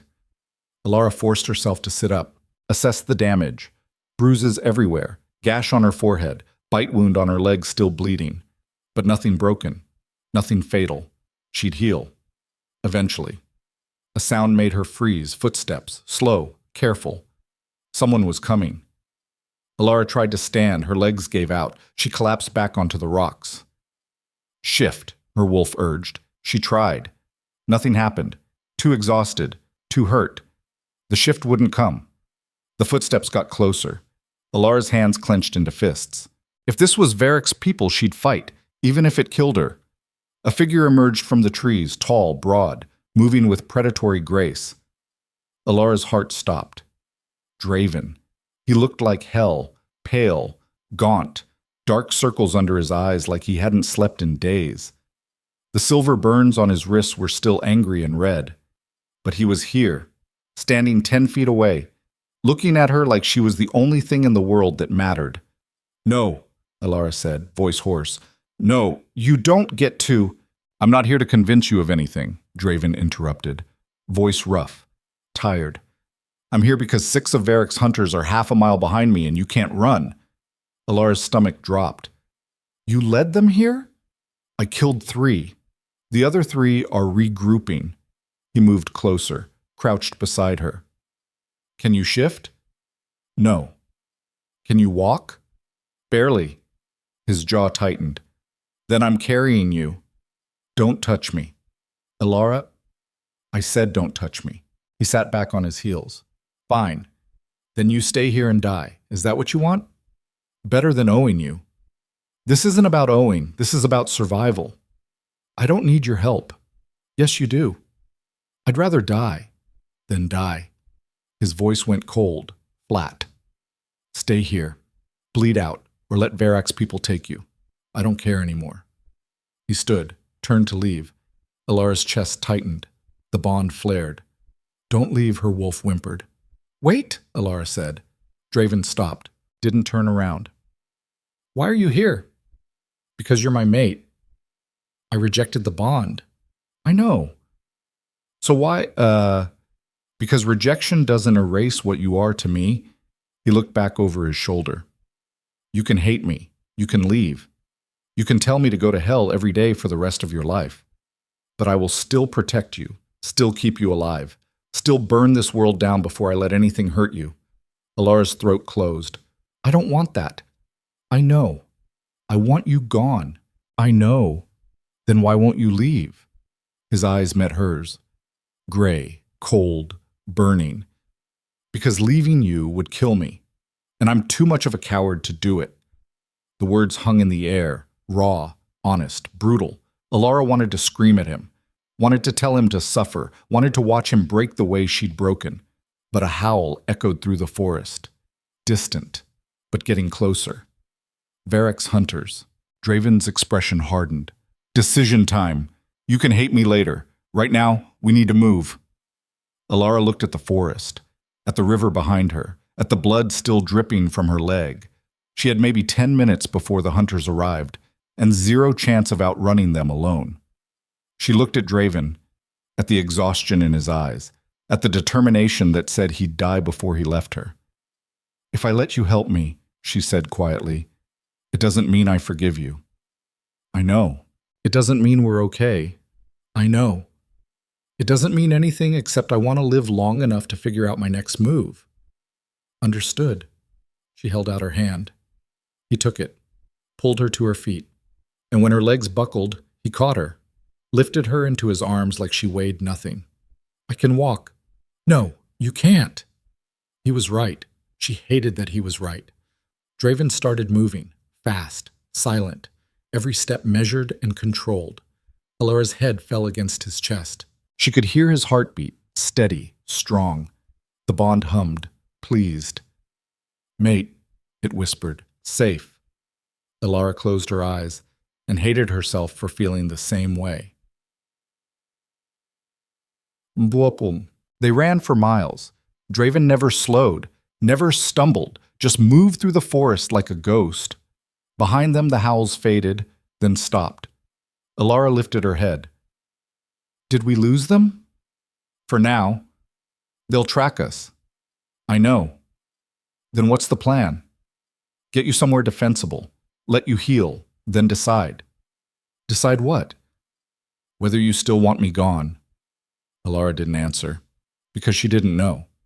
Draven found a cave, bigger than the one Elara had been using, deeper, with only one entrance. He set her down gently against the back wall, knelt in front of her. Let me see the leg. Elara hesitated, then extended it. Draven's expression darkened when he saw the bite wound. Deep, ragged, still bleeding.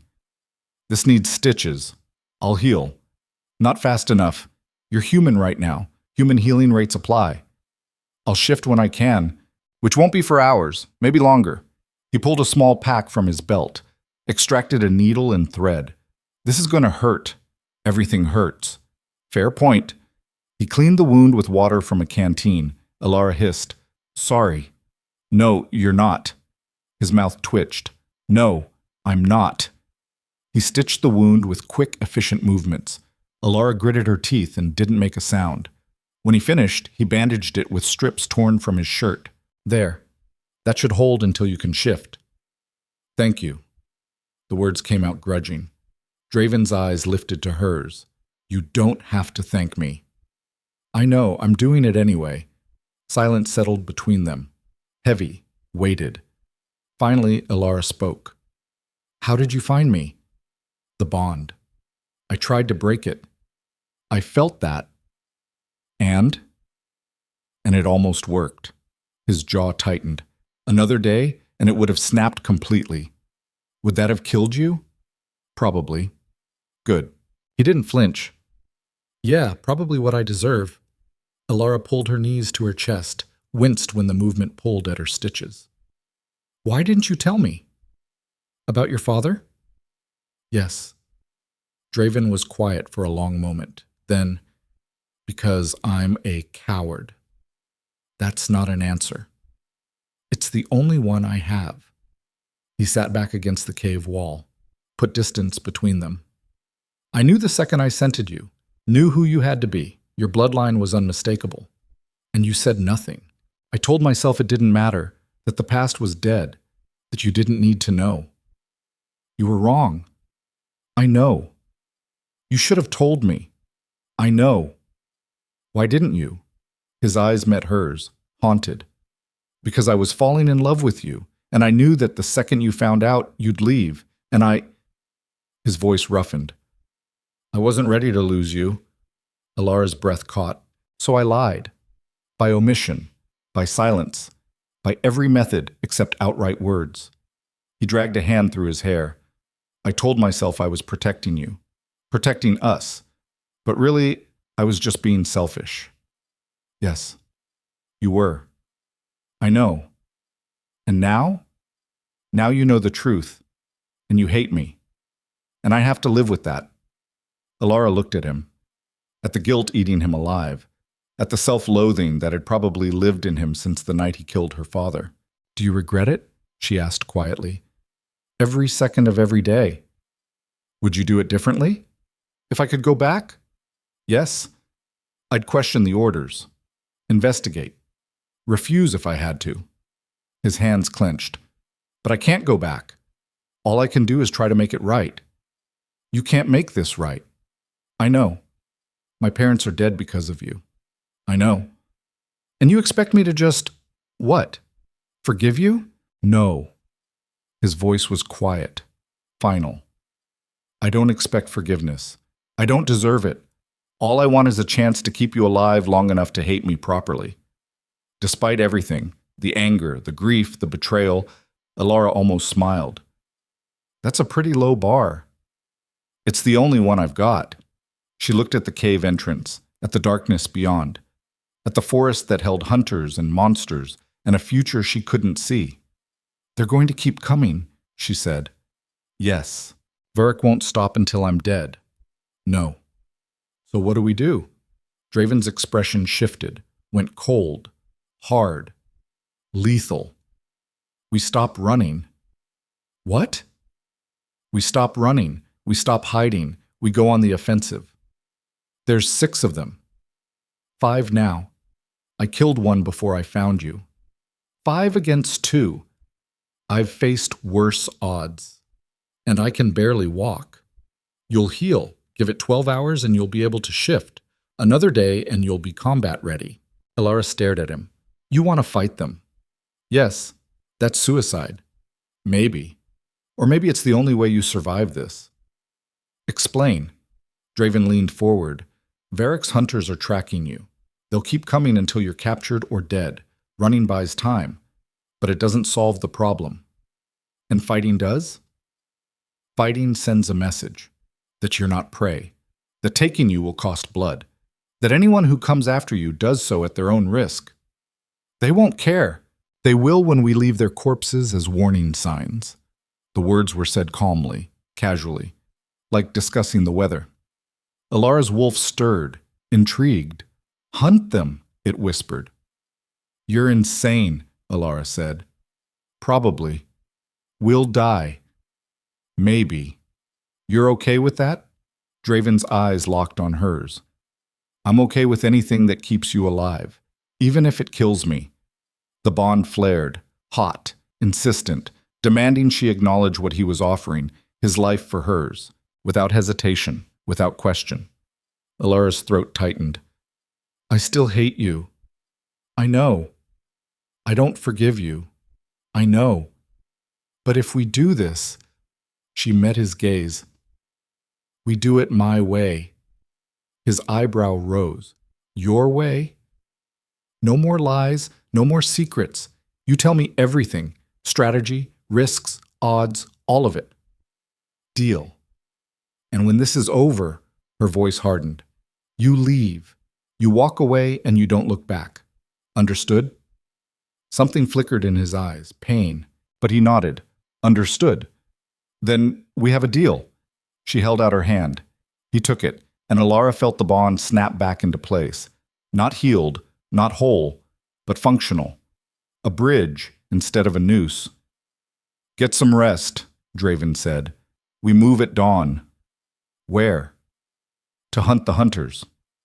His smile was cold, sharp, deadly, and for the first time since learning the truth, Elara smiled back. Because maybe Draven was right. Maybe the only way to stop being prey, was to become the predator. Dawn came cold and gray. Elara woke to the sound of Draven sharpening a blade against stone. The rhythmic scrape echoed through the cave like a heartbeat. Steady, relentless, the sound of preparation. She sat up. Her leg throbbed, but the pain was distant now, manageable. Her wolf had been working overnight, knitting tissue, sealing wounds, preparing her body for what came next. How's the leg? Draven asked without looking up. Better. Can you shift? She reached for it, felt her wolf rise eagerly to the surface. Bones cracked, reformed. In 3 seconds, she was wolf. Golden fur, 4 legs, senses sharp as broken glass. She shifted back just as quickly. Draven nodded. Good. You'll need that. Elara pulled her knees to her chest, watched him work the blade. Tell me the plan. Simple. We track them, find where they're camped, hit them before they're ready. That's not a plan. That's suicide with extra steps. His mouth curved, almost a smile. You have a better idea? We could keep running, put more distance between us and them. They'll catch up eventually. Better to fight on our terms than theirs. Our terms being what? 2 against 5 in the middle of the forest? 2 against 5 in the middle of the forest, where I know every tree, every ridge, every place to hide a body. He looked up, gray eyes cold. This is my territory. Has been for 20 years. I know it better than they do. And if you're wrong, then we die fighting instead of running. I can live with that. I can't. Then come up with something better. Elara was quiet for a long moment. Her wolf paced restlessly beneath her skin, caught between the urge to flee and the urge to fight. Finally, she spoke. We split them up. Draven's eyes sharpened. How? You said you killed one yesterday. That means they're already spooked, already questioning whether hunting me is worth the cost. So? So we make it worse. We pick them off one at a time, make them paranoid, make them see threats everywhere. She met his gaze. We don't fight 5 at once. We make them come to us alone, and we destroy them. Draven studied her for a long moment. Then he smiled. A real smile this time, sharp, dangerous, proud. You're thinking like a hunter. I'm thinking like someone who wants to survive. Same thing. He stood, extended a hand. Come on, we've got work to do. Elara took his hand, let him pull her to her feet, and tried to ignore the way the bond hummed with approval. They tracked the hunters for 3 hours, moving in silence through the forest like ghosts. Draven led, Elara followed. Both of them shifted, moving on 4 legs because wolves were faster and quieter than humans. The hunters had made camp near a stream, 5 of them, all in human form, all armed. Draven and Elara watched from the underbrush 50 yards out. The big one on the left is Garrett, Draven's voice came through the bond. Not words, just thoughts, images, impressions. Varric's second, dangerous, fast. He'll be the hardest to kill.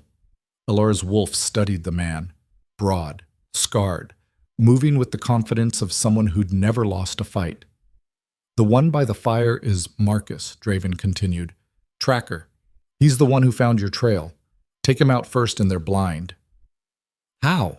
I'll draw Garrett away. You take Marcus, fast and quiet. Don't give him time to shift. Elara's stomach tightened. I've never killed anyone. You killed a rabbit. That's not the same. It's exactly the same. Predator, prey. The only difference is the size. He's a person. He's a hunter who wants you dead. He's killed dozens, maybe hundreds. He won't hesitate. Neither can you. Elara's wolf snarled. Kill, it said simply. Survive. She pushed down the human part of her that wanted to argue, to find another way, to be better than this. But better didn't keep you alive. Better got you killed. Okay, she said. I'll do it. Draven's approval radiated through the bond. Good. Wait for my signal. He melted into the shadows. Elara stayed low, watching, waiting, her heart hammered against her ribs. Her wolf was calm, focused, ready. 2 minutes passed. Then Draven's howl split the air. Not close, maybe a quarter-mile north. Garrett's head snapped up. That's him, Draven. Marcus frowned. Alone? Doesn't matter. We take him, we take the girl. Garrett gestured to 2 others. You're with me. Rest of you stay here, guard the camp. What if it's a trap? Then we spring it and kill them both. Garrett shifted mid-stride, became a massive gray wolf and bolted into the trees. The 2 others followed, leaving Marcus and 1 other guard at the camp. Elara's wolf moved, silent as smoke. Low to the ground, every muscle coiled. Marcus was focused on the fire. The other guard was watching the trees where Garrett had disappeared. Neither of them saw her coming. Elara shifted mid-leap, became human with a knife in her hand, one of Draven's, taken from the cave. She landed behind Marcus, wrapped an arm around his throat, drove the blade between his ribs, once, twice, 3 times. He made a wet, choking sound, tried to shift, failed, collapsed.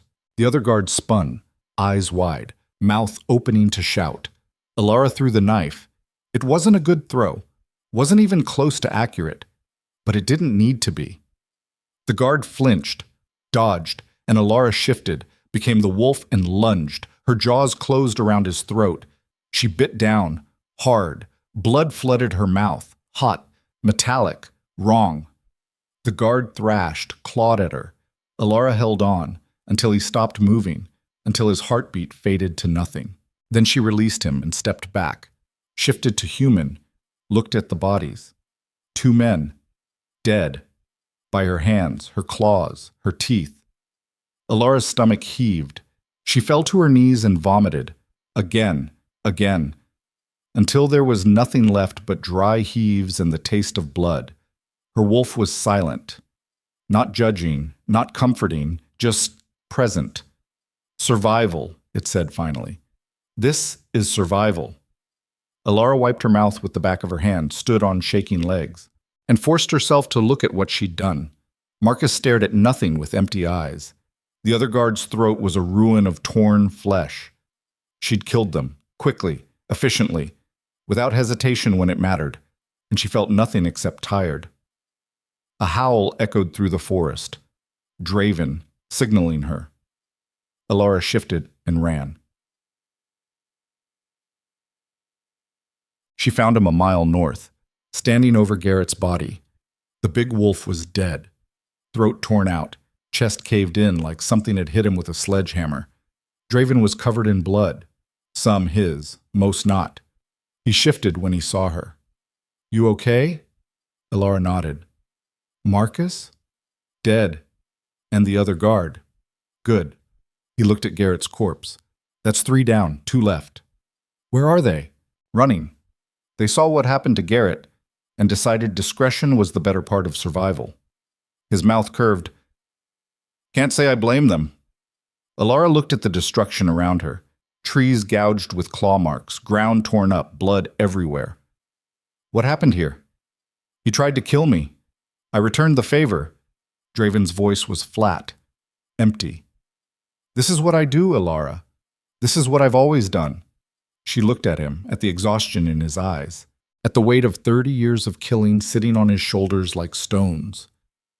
I killed 2 people today, she said quietly. I know. I didn't hesitate. Good. Is it? Good? She gestured at the carnage. This is what we are now? Killers? We were always killers. We just pretended otherwise. That's not true. It is. He stepped closer. You think your father never killed? Your mother?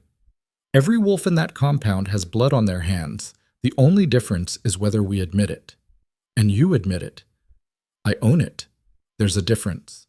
Elara's throat tightened. I don't want to be like you.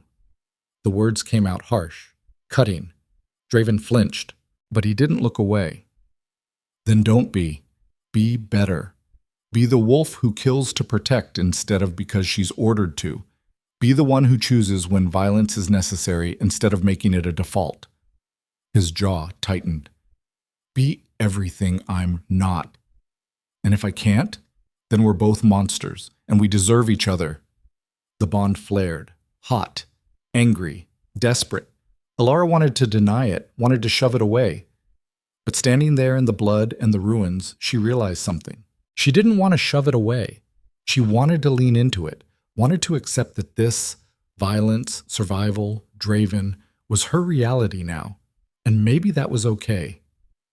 The last 2 hunters, she said. Where did they go? Back to Varric, to report. So he knows I'm still alive? Yes. And that 3 of his hunters are dead? Yes. What happens now? Draven's expression went cold, hard. Now he comes himself. They returned to the cave, cleaned their wounds, rested, prepared. Draven sat against the wall, sharpening his blade. Elara sat across from him, watching the entrance. Tell me about my father, she said. Draven's hand stilled. What do you want to know? Everything. What he looked like, how he fought, what kind of man he was. Draven was quiet for a long moment. Then, he was tall, taller than me. Brown hair. Your eyes. He moved like water, fast, graceful, lethal. How did you kill him? Quick. He never saw me coming. Did he suffer? No. And my mother? Draven's jaw tightened. She fought, put up a hell of a fight, managed to wound me before I... He stopped. Before you killed her. Yes. Elara absorbed that. Did you know she was his mate? Not until after. Would it have mattered? Draven looked at her, really looked. I don't know. I'd like to think yes, but honestly, I don't know. At least you're honest. It's all I have left. Silence settled between them. Heavy. Weighted with 30 years of grief and guilt and things that couldn't be undone. I can't forgive you, Elara said finally. I know. Maybe not ever. I know. But I understand why you did it, and I... She stopped, swallowed. I don't hate you anymore. Draven's eyes widened, just slightly, just enough. You should. Probably. But I don't. She met his gaze. You're a killer, a weapon, everything I should run from. But you're also the only person who's been honest with me. The only one who's fought for me without asking for anything in return. I'm asking for everything. No, you're offering everything. There's a difference. The bond hummed, pleased. Draven's hand rose, hesitated, then touched her cheek, gentle, reverent. What are you saying, Elara?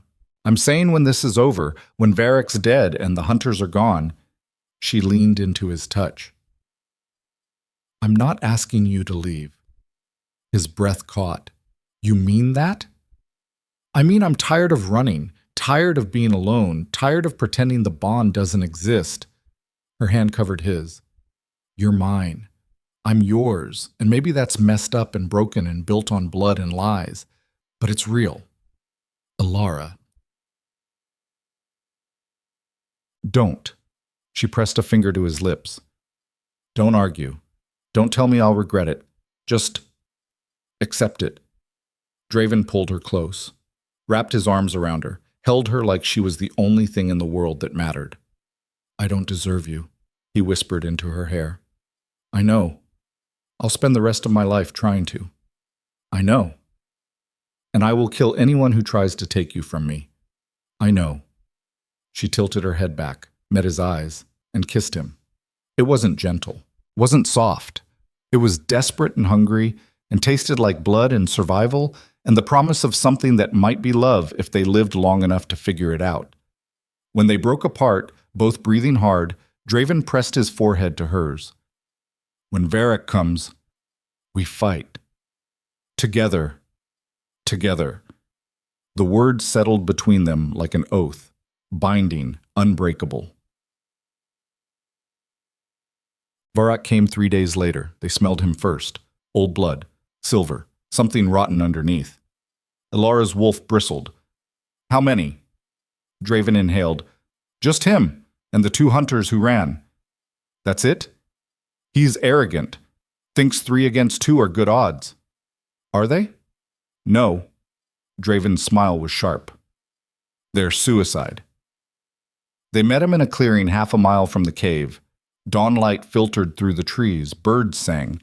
The world was waking up beautiful and oblivious. Varric stood in the center, silver hair gleaming, expensive suit somehow still perfect despite 3 days in the forest, eyes like chips of ice. The 2 hunters flanked him, both shifted, both ready. Varric smiled when he saw Elara. There she is, the prodigal daughter, looking much better than the last time I saw you. Elara said nothing, just stood beside Draven and waited. You've caused me quite a bit of trouble, Varric continued. 3 of my best hunters dead, my plans delayed, my reputation damaged. His smile widened. I'm almost impressed. Almost? Elara's voice was cold, flat. Try harder, Varric laughed. Oh, she has teeth now. How delightful. He looked at Draven. You've taught her well, Executioner. She didn't need teaching. Clearly, Varric's gaze swept over them both. So here we are, the orphan and the murderer, together. How poetic. What do you want, Varric? Draven's hand rested on the blade at his hip. Want? I want what I've always wanted. Power, control, the throne your precious king sits on. His expression hardened. And I want her dead. She's a loose end, a threat, a symbol of everything I destroyed 30 years ago. Then come take her. Oh, I intend to. Varric gestured to the hunters. Kill them, both of them. The wolves lunged.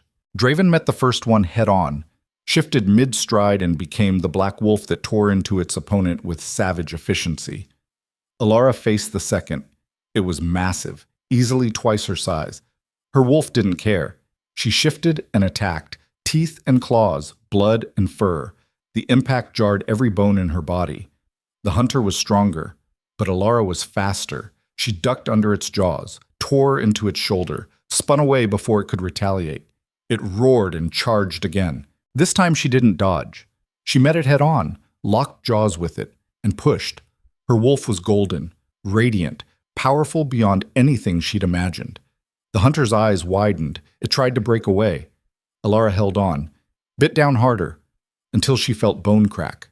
The hunter yelped and fell. Elara released it, circled, waited for it to get up. It didn't, just lay there whimpering, defeated. Elara looked at Varric. He was watching with interest. Impressive. Your father would be proud. Elara shifted to human. Don't talk about my father. Why not? I knew him better than you ever did. You killed him. No, I had him killed. There's a difference. Not to me. Varric's expression shifted. Something like respect flickered across his face. You really are his daughter. Same fire, same stubbornness, same refusal to see reason. And you're still a monster. True, he smiled. But at least I'm an honest monster. Draven appeared beside Elara, human again, covered in blood. The other hunter lay dead behind him. It's over, Varric, he said quietly. Is it? Varric looked around the clearing, at the bodies, at the blood. Looks like it's just beginning. He shifted.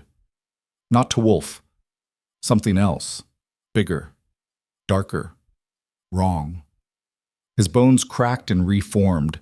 His skin split. Fur erupted black as midnight and matted with something that looked like oil. He grew and grew until he stood 9 feet tall with eyes that glowed red and a mouthful of teeth that had no place in nature. Elara's wolf recoiled. Wraith, it whispered. He's Wraith. How? Draven started. Did you think I was just breeding them? Varric's voice was distorted, layered. I became one, took the change willingly. Because this, he gestured at his monstrous form, this is power, real power, not the pathetic scraps your king doles out. He lunged, faster than anything that size should move.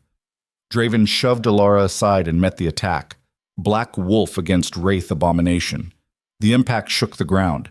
Draven fought like something possessed, teeth tearing, claws ripping. But Varric was stronger. He caught Draven by the throat, lifted him, slammed him into a tree. The trunk cracked. Draven hit the ground and didn't get up. Draven! Elara screamed. She shifted, became the golden wolf and threw herself at Varric. She was a gnat, an annoyance. He swatted her aside like she weighed nothing. Elara hit a boulder hard enough to crack ribs. Pain exploded through her chest. She couldn't breathe, couldn't move. Varric loomed over her. Disappointing. I expected more. He raised a clawed hand. Elara closed her eyes. This was it. This was how she died. Then Draven's voice cut through the haze. Elara, the bond! Use it! Her eyes snapped open. The bond. She reached for it, felt Draven on the other end. Hurt, bleeding, but alive, and offering everything he had. His strength, his speed, his 30 years of killing. Take it, he urged. Take all of it. Elara grabbed hold of the bond and pulled. Power flooded through her. Not just hers, theirs combined, amplified, unstoppable. She surged to her feet, shifted, and became something new. Not just wolf, not just human, something in between. Larger than before, faster, stronger. Her fur blazed gold like fire. Varric's eyes widened. What? Elara lunged. This time when she hit him, he staggered. She tore into his shoulder, ripped chunks of rotting flesh free. He roared and swung. She ducked under his claws, came up inside his guard, went for the throat. Her jaws locked around dead muscle and corrupted tissue, and she bit. Varric thrashed, tried to throw her off. Elara held on, drew on the bond, on Draven's strength, on everything they were together, and pulled.